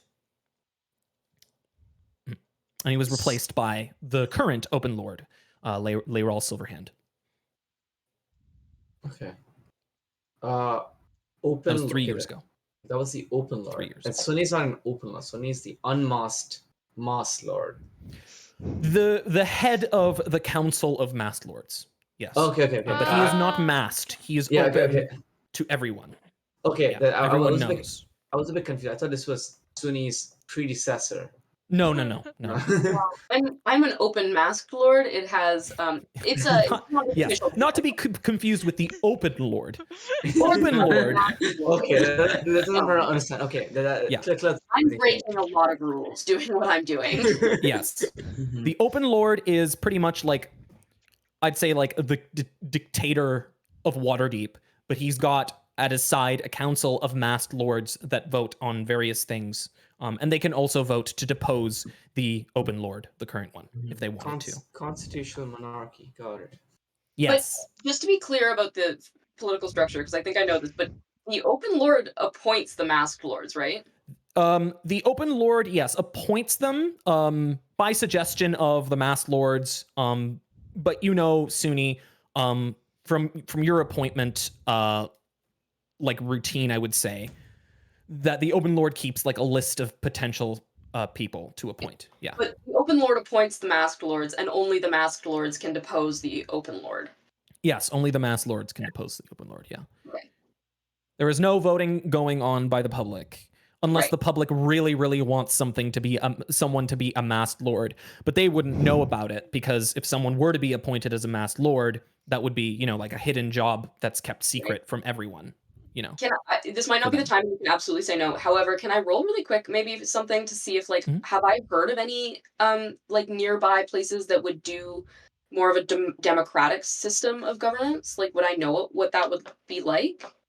You can also just say no. I don't have to roll. Like by default, not really. Like you don't think any like come to mind. Okay. Like even But Neverwinter. I know that Neverwinter was even like a bit of an anomaly, really, because like the current Lord of Neverwinter, like the Lord Protector, like Dagult Neverember, just one day said, "Oh, I'm the ruler of Neverwinter now." I mean, he just like proclaimed himself to be that title. Okay. Yeah. Sick. And people didn't really believe him. I don't know. Yeah. It was also a pretty contentious thing for him to do. Okay. Sick. Yeah. I swear this information will become important to me later. Oh, well. But for now, I want to look for gold. Can I do that? Just anything that looks valuable other than this necklace. I also think that probably there's got it. Like, this is the locket that I'm sure belonged to Renair. I'm pretty sure he's in this building then. That's going to be my guess. Yep. Truly, maybe I would probably we should have cut down that person. Maybe he was being eaten by that weird alien goo. That could be a possibility, right? Right? You may or may not have recognized Renair. Maybe he's among the people that are being hung up in the in the first floor. Well, I feel like if we're going to go and cut down those people and possibly get infected again, I really think it should be our least good fighters. So who is out of spell slots and also has absolutely terrible aim. Oh, the spell slots, yes, but I did in fact kill the 2 Kengus. Alright, I'll do it. Okay. At least Nathan recognizes his abilities. Are you sorry, Aiton, are you out of spell slots? I just want to be so clear. I ignore you and I go downstairs. Okay. He's in a mood. Do you approach the man that you saw originally? I mean, they're all just I'm gonna pull out a dagger and like cut down the rope and like that's holding them. I don't know. They don't have rope that's holding them. They're just encased in some kind of cocoon made of fungus that's perched on the wall. So I'm just gonna try to like use my dagger, which I have, and try to like cut the things so they just like kind of just pop out. Oh, you want to like cut the crust. Yeah. As you do that, you've got to put your head pretty close, I guess, to the person beside you. And you just hear as the booger beside you just explodes. And you've got just like a bunch of amber liquid on your face. I quickly It doesn't wipe sting it or off. anything. Yeah. I just slang. wipe it off quickly, like with no clothes, just like wipe it off. Like that's it. Yeah, and as you look, it's got something now hanging on at like out of its nose, in its place. But it's not motionless. It is, what looks to be like a coiled up eye stalk.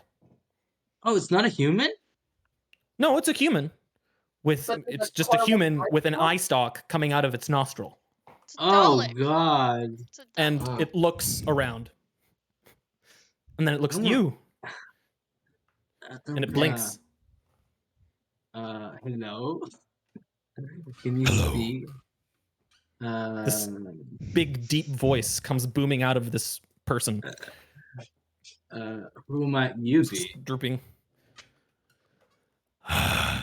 Well, I have many names, but some would call me the Xanathar. Ah. The Xanathar? You mean the Xanathar Guild? Hold up. Come back. The Xanathar is in the Xanathar Guild? Yes, and he says, Yes, the Xanathar. The guild is named after me. I would bet if you took a poll in the criminal underworld, I would win that poll by more than anybody's won a poll.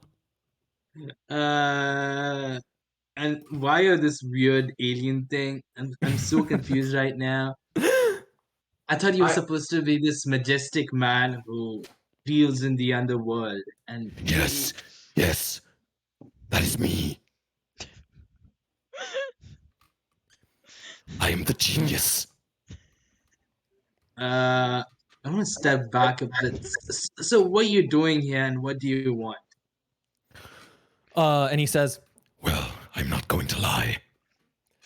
I've observed you all since the moment you set out from the yawning portal.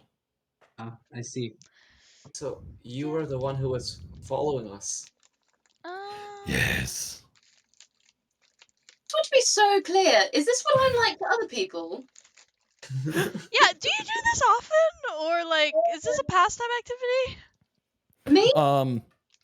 You think that this eye seems to have gotten agitated as he sharply looks at you and he says, It's the best life they'll ever have, serving me. Can I cut off his head?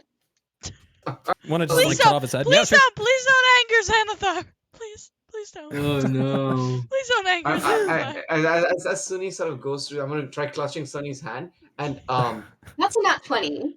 Oh no. You slice this man's head clean off. Incredible. But shortly after you do it, another bulb to the right just explodes. Okay. And the eye stalk just burst. Looks at you and he says, That was very rude. Okay, I'm sorry. We're sorry for Suni. Just admit that you've been watching someone forever. Like, have a life. Go watch other people. I don't understand. Sunny. I'm sorry. You know what? You're right. I'm sorry. I would like to maybe try and roll like a charm situation. I want to go. Listen, I'm sorry. There was only one way to find out how powerful you were, and it was to try and kill you. And it's kind of interesting to me that I tried, did an incredible job, by the way. Did everyone see that? That was a very good job. And you're still here. So I don't like to deal with people who aren't, shall I say, worth my time, and evidently you are. So do tell more. okay, you can make a persuasion check with advantage if you want to.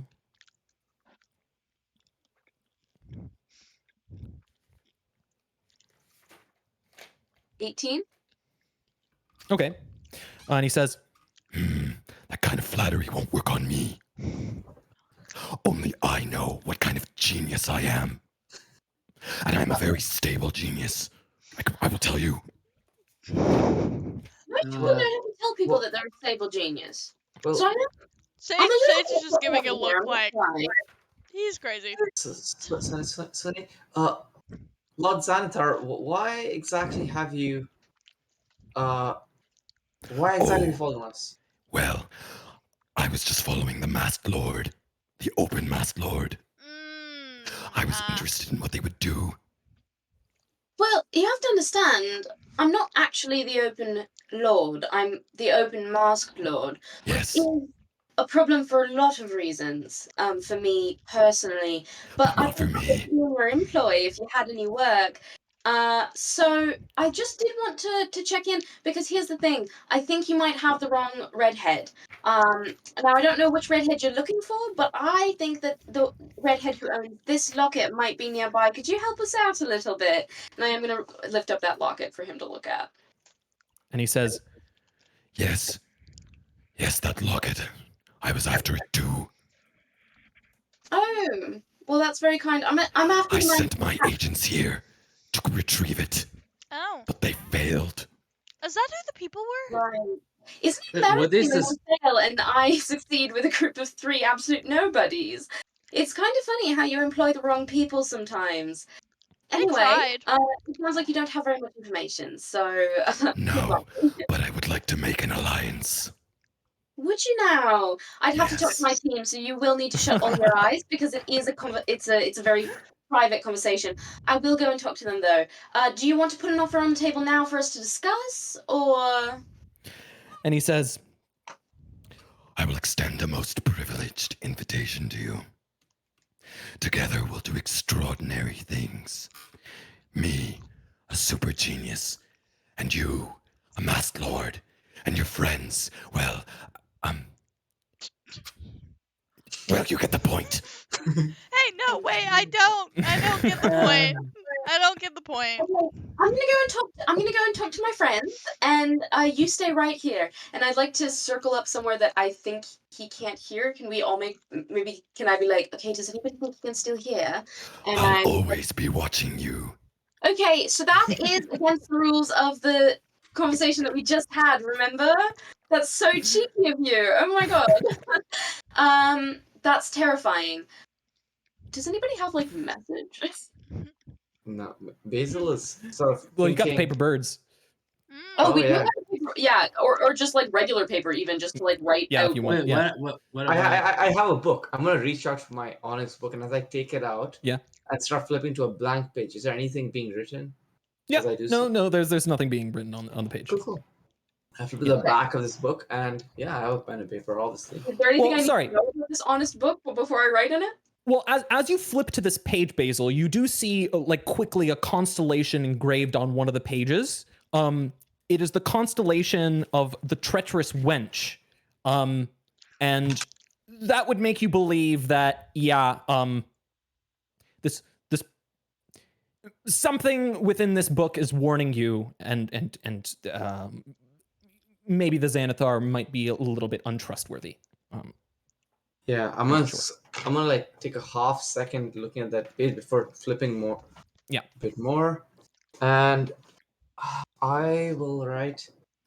I don't like the vibe of Xanathar in the book. I like the vibe. No, I'm kidding. Sage like nods. I'm gonna write in the book as well and just go, yeah, I don't either, but it's harder to double cross someone who hates you. I cannot write, so I'm gonna... What, Sage? Judy didn't teach you? Can you read? Sorry, Karen didn't teach you? Okay. Sage writes, maybe we take the alliance and then don't do anything. That's a bad idea, Xanathar. You he is can't read. You have no idea. Can you read though? You can. I can read. Yeah, I can Okay. read. Don't say Okay. it out loud. Oh, but you say this silently, right? Yes. Can't read. Damn, Xanathar knows we're hiring an illiterate now. One of us. You is notice illiterate. behind, like in the corner of your eye, you see like a silhouette of a few eye stalks just Hey. like peering in through the painted window. Hey. I'm not interested in this. Like, And you said Xanathar, right? You mentioned Yes. Xanathar, and he says, The Xanathar. The Xanathar. Yeah. Okay. I'm gonna go back to Xanathar, like The alone. Xanathar, These Xanathar. go away, please. We're talking.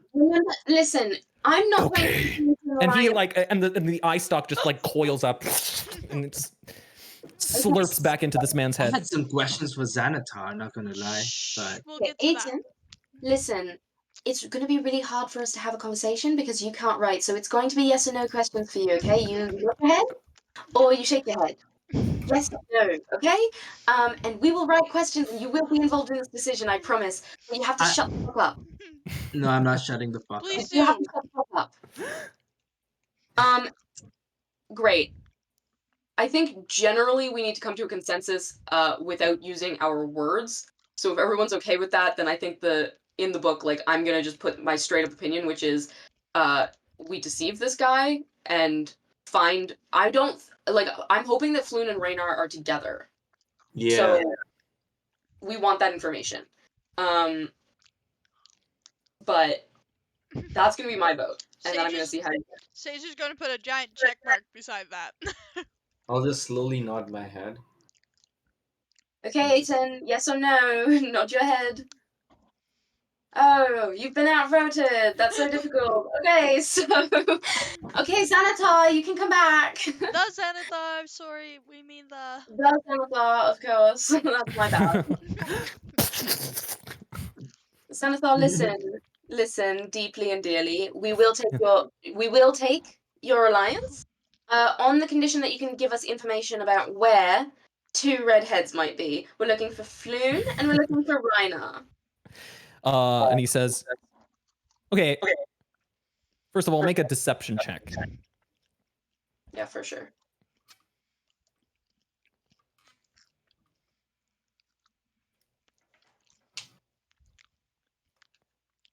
That is a dirty 19. You can see the eye stalk slowly shake its head as it says, No, no, no, that won't do. That won't do. No. and he says, Say it again with feeling. Say what again? Say it again with feeling. Once more. For me. Okay, well, I'll take your deal, but I do need you to give me information about 2 redheads. You don't sound very convincing. That's crazy because I know I sound convincing. So, listen, do we have a deal or don't we? Give me the information.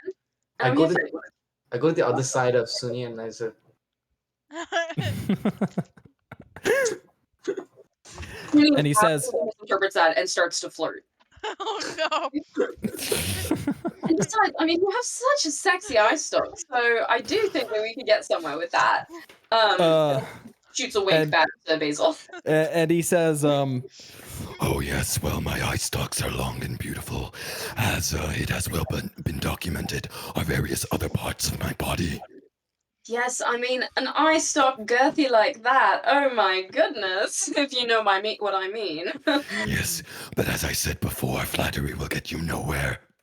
And And it certainly won't stop you from getting blown up.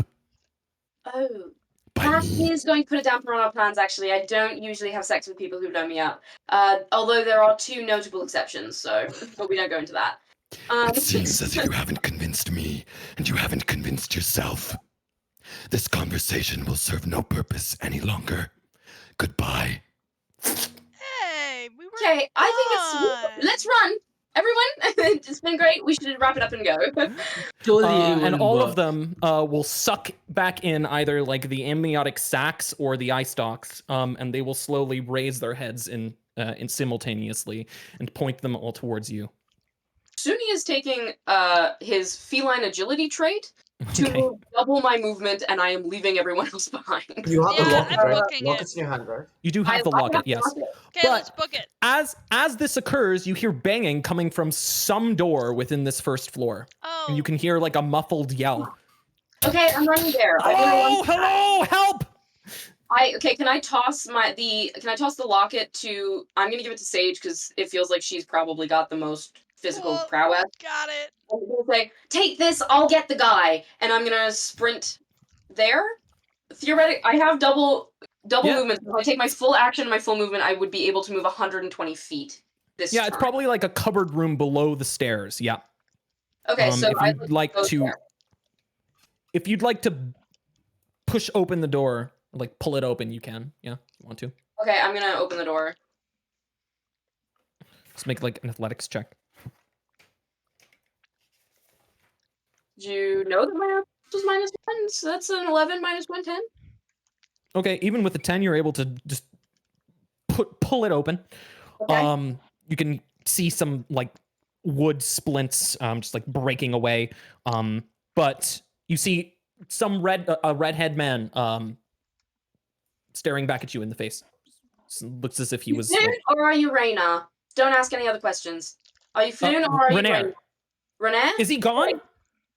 No, and we're about to die, so you do need to be able to run. Can you go fast? Yeah, of course. Great. Can I do anything to get him to come with me? Is he like just loose in this room? That's the worst way to put that. I'm so sorry. No, yeah, it actually looks as if he's loose. Yeah, he's loose. Great. Okay, follow me. Let's go. Oh, also cover your mouth. Yeah, he like as he's like in a fit of coughs, he says, "My rocket." I have it. Let's go. Oh, okay. All right. Yeah, and you guys jump out of there, right? Yeah, so you guys are actually ahead of me because you guys are already booking it. Yeah. Okay. Yeah. Oh, I'm booking it. Yes. Yeah, you all make it to the front of the warehouse. As you guessed it, it explodes. Yeah. In a nice flash of brilliant red light. Okay, I've been in so many different situations today, and I cannot be on the bad side of the law for a third time, so we do need to go now. And yeah, Suni is sort of dragging. Thank you, Sunny, for making a great enemy, Xanathar, one of the most powerful people. Thank you for getting us all on his bad side. Thank you. We said no, we don't want your alliance. In Suni's defense, it's not just Suni. I mean, you were in fact outvoted. It was 3 against 1. If you're gonna blame someone, it kind of has to be all of us. I get that you have this little vendetta against Suni about the whole other thing that we talked about, but that was all of our faults. Suni, you turn around, and it looks like right outside the gate, standing in a row, are City Watch guards. Oh no. Fuck me. Okay, I'm gonna stealth away. Fine. That's literally fine. Okay, so I am holding on to Rainier. Yes. It looks as if Rainier is about to speak, actually. Okay, Rainier, you have like 30 seconds, and then I'm going to deck you, and I'm going to take your unconscious body away. So, give me some information. And I can kill you before that watch gets here. Speak to the guards. Speak to the watch. Yeah, I know you want to speak to them. I'm going to say, listen, you have 30 seconds to convince me not to kill you. If you do call to them, I can kill you before they get there. Well, I can convince them that we aren't responsible for this explosion. Great. You do that. Perfect. And just remember that I'm right here, okay? And I did just save your life. You mind helping me out? And we have your locket, so... Okay. I'll give him the help action. Yeah, okay. That's possible. Yeah, he just seems to fast talk the guards.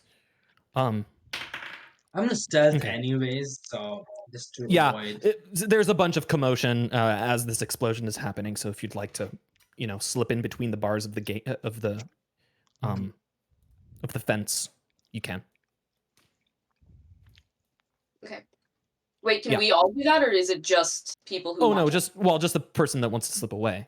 Yeah. I just want to slip away, but at the same time keep an eye so that I can catch up with them later on, kind of thing. I think you can make a stealth check with advantage.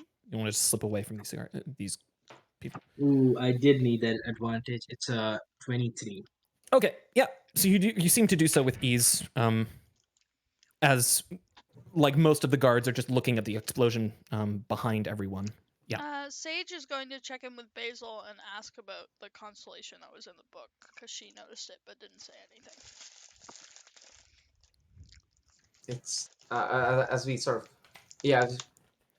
is this while we're waiting for? Yeah, well, Suni's over with Rainier. Yeah. That was the treacherous wench, I say. Looking. What does that one mean? That we can't trust. Okay. So here, so we've like sweet talked the guards. They don't think that we're responsible.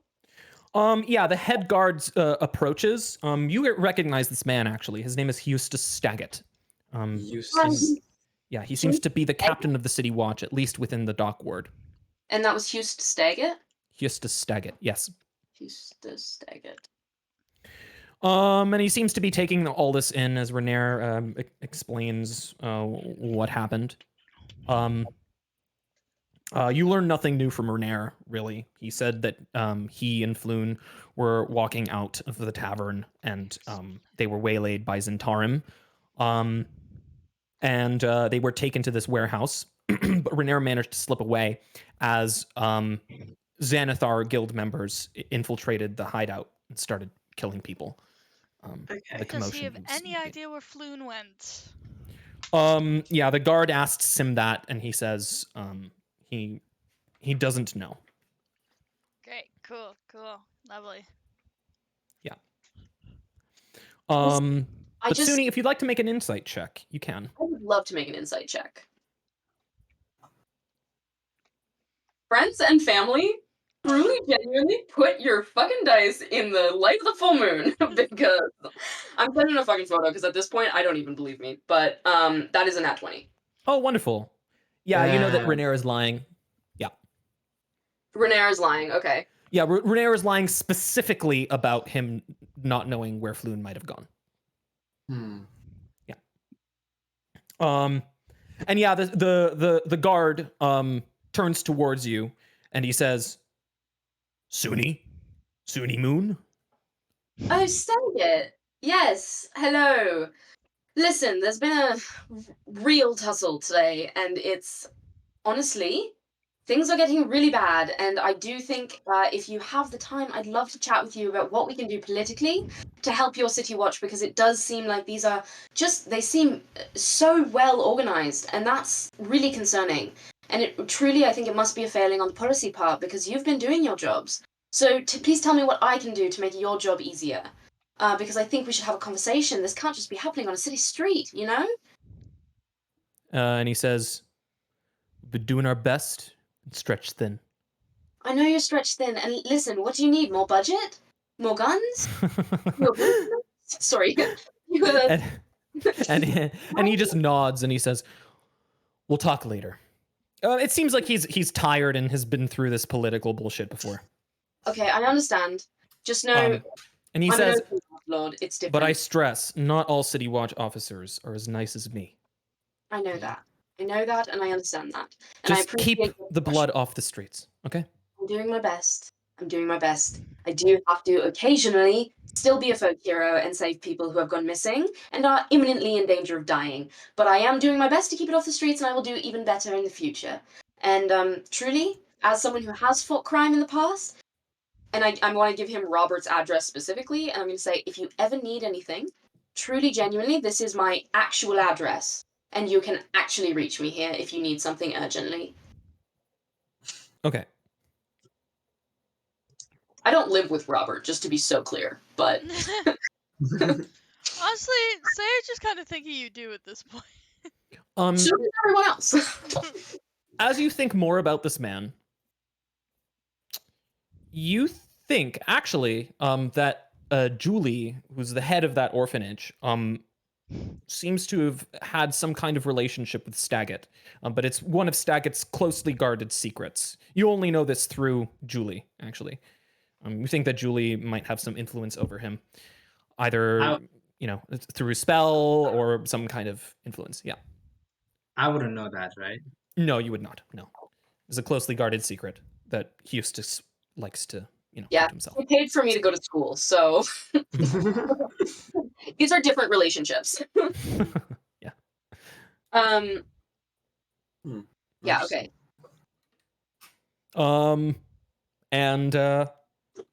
With that, he nods and he motions to his men to enter the building.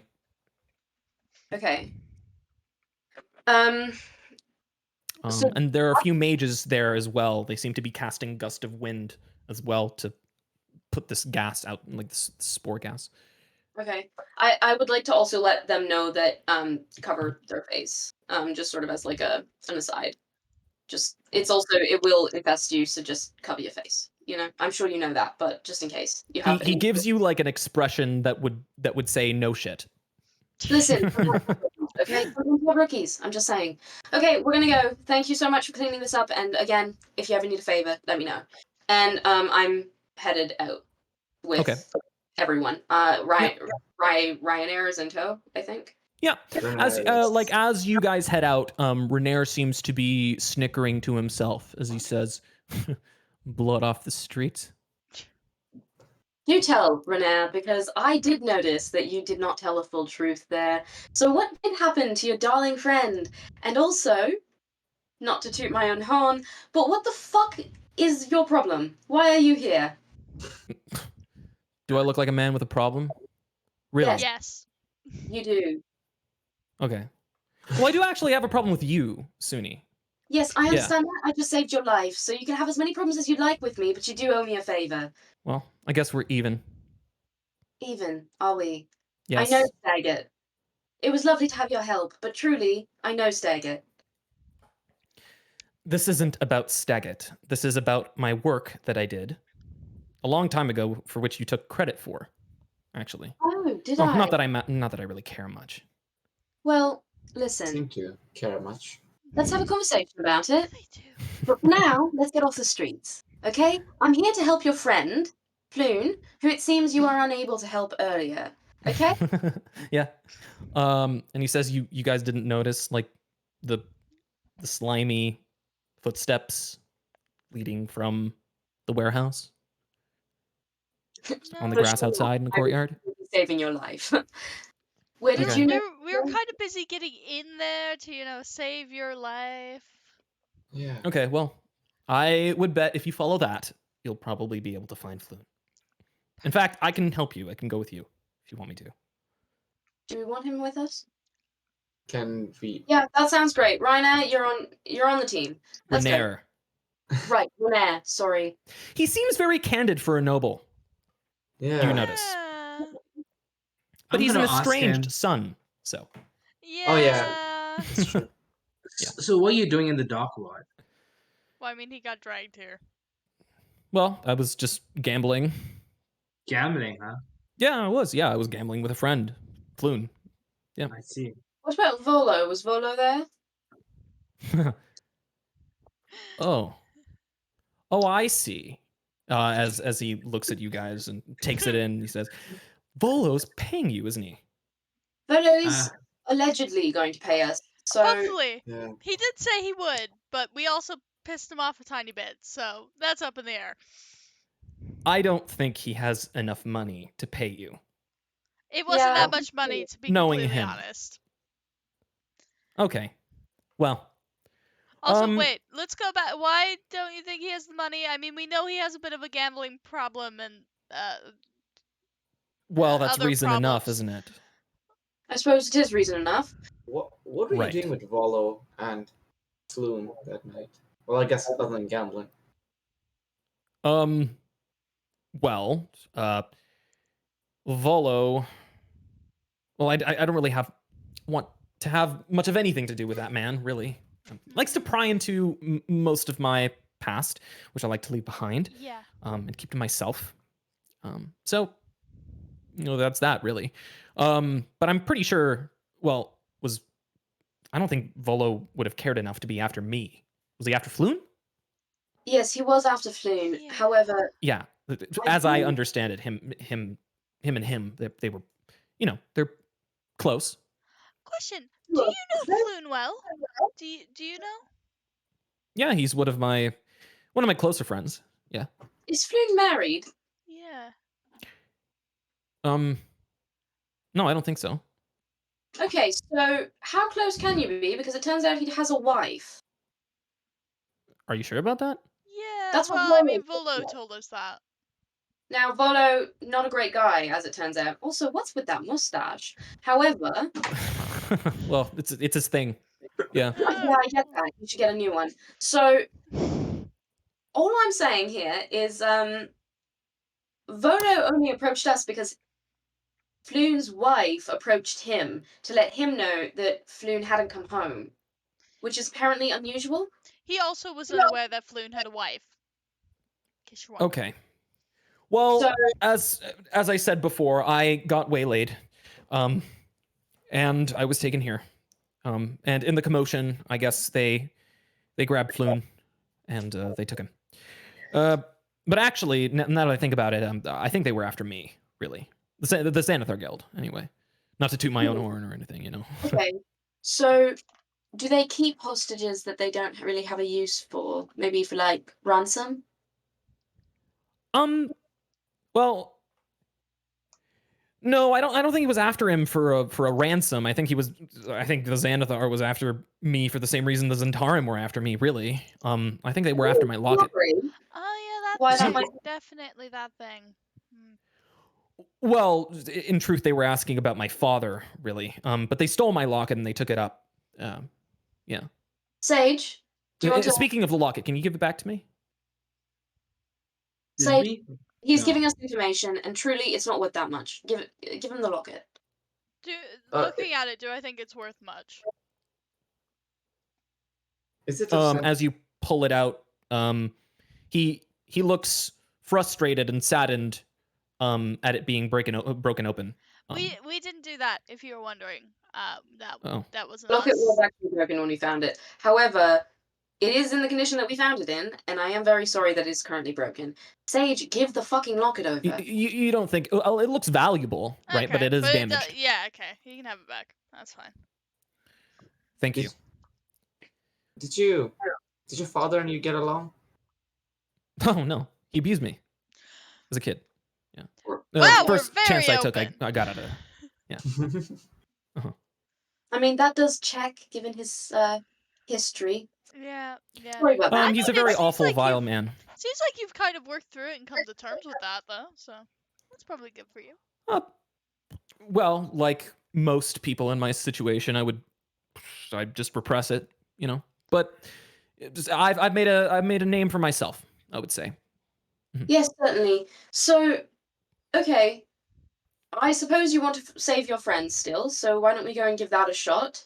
I'm pretty much out of spell slots, and I think that so is Basil, so maybe we should take a little breather, get off the streets, take a night's rest, and then go and find him? Yeah. Does that sound reasonable? Yeah. And he smirks as he looks at you all, and he says, "You don't know, do you?" No what? Please explain. Well, I'm pretty sure they were at me to get to my father. You haven't heard of the term "Never Ember's Enigma," have you? Strange. Strange. Willow did mention that. Yeah, actually he did. And then he Well, did, he didn't and men- then he got really mad. Well, I got really mad about it. I don't like people, prying into my family history or anything like that. But I suppose it's important for you guys to know. And I think Volo already knows this. But Never Ember's Enigma, it was just was a term coined as like when he left the city when he was ousted. But word is, and I have reason to believe the Zhentarim know this, and maybe the Xanathar too. Word is that as he left, he stole a great deal of coin from the Waterdeep treasury and embezzled it somewhere underneath the city. So that means a treasure hunt, and everyone's going to go trying to find it? Yes, that's Never Ember's Enigma. Oh, that's so boring, and they're all going to keep it anyway. They're not even going to use it for, anything else. Well, no one knows where this place is. Okay, no, that's fine. Whatever. Hey, Listen, I know you're not your father's son, but the Zhentarim thought that my locket was a key, and judging by the way in which it was opened, and there being no contents inside, I would wager they were correct. But it was given to me by my mother. This locket, not Yes, of course. She died. And who was your mother, by the long way? ago, didn't she? Cancer? That's what I'd heard. I'm sorry. I don't. My deepest regrets. It's difficult to lose a parent.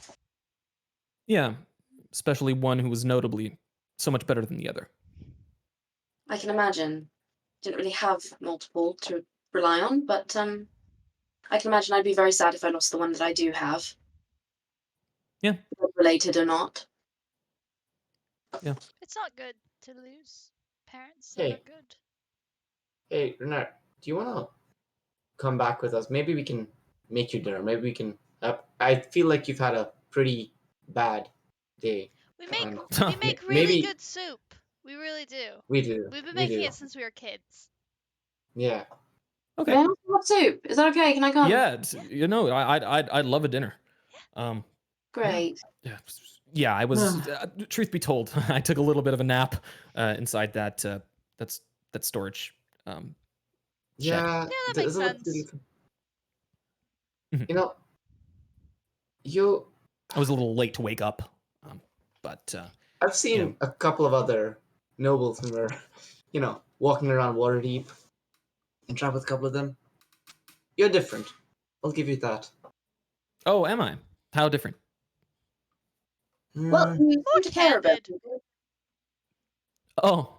Oh, yeah, I see. I Yeah, that. I guess that's something that stands out about me. Yeah, you're the kind of noble I guess I'd want to invite back to have soup together with, right? Yeah. Well, soup is a bit light, but I'll go for anything, like a nice hearty meal, right? Yeah. Okay.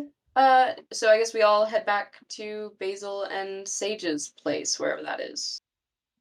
I don't think you guys actually have a property in Waterdeep, but you can go to an inn if you would like. Yeah, I don't think we have a place in Waterdeep. Yeah. Just to specify, none of you have a property. Yeah.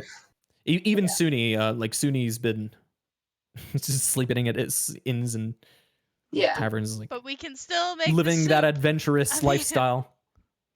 Yes, you can go to the inn. Yeah. It's a great plan. All right. Okay. Yeah, and as you walk there, like Renair says, so do you guys have a place to yourself, or? Well, we rent inns. We go this place. Oh. Okay. Well, why don't I just take you to my place? Oh, perfect. Amazing. That would be lovely if you were willing. Do you Yeah, have oh. ingredients for soup, or do we have to go to We- the market? We can go on the way to the market. Okay, we can go. Where We exactly can go do you, on the way. Perfect. Yeah. Okay, and we'll talk about the journey there and all the beautiful things that you see next time. Yeah. With Renair. Okay. Awesome. Thank you guys. Bye. Bye. All right. Bye.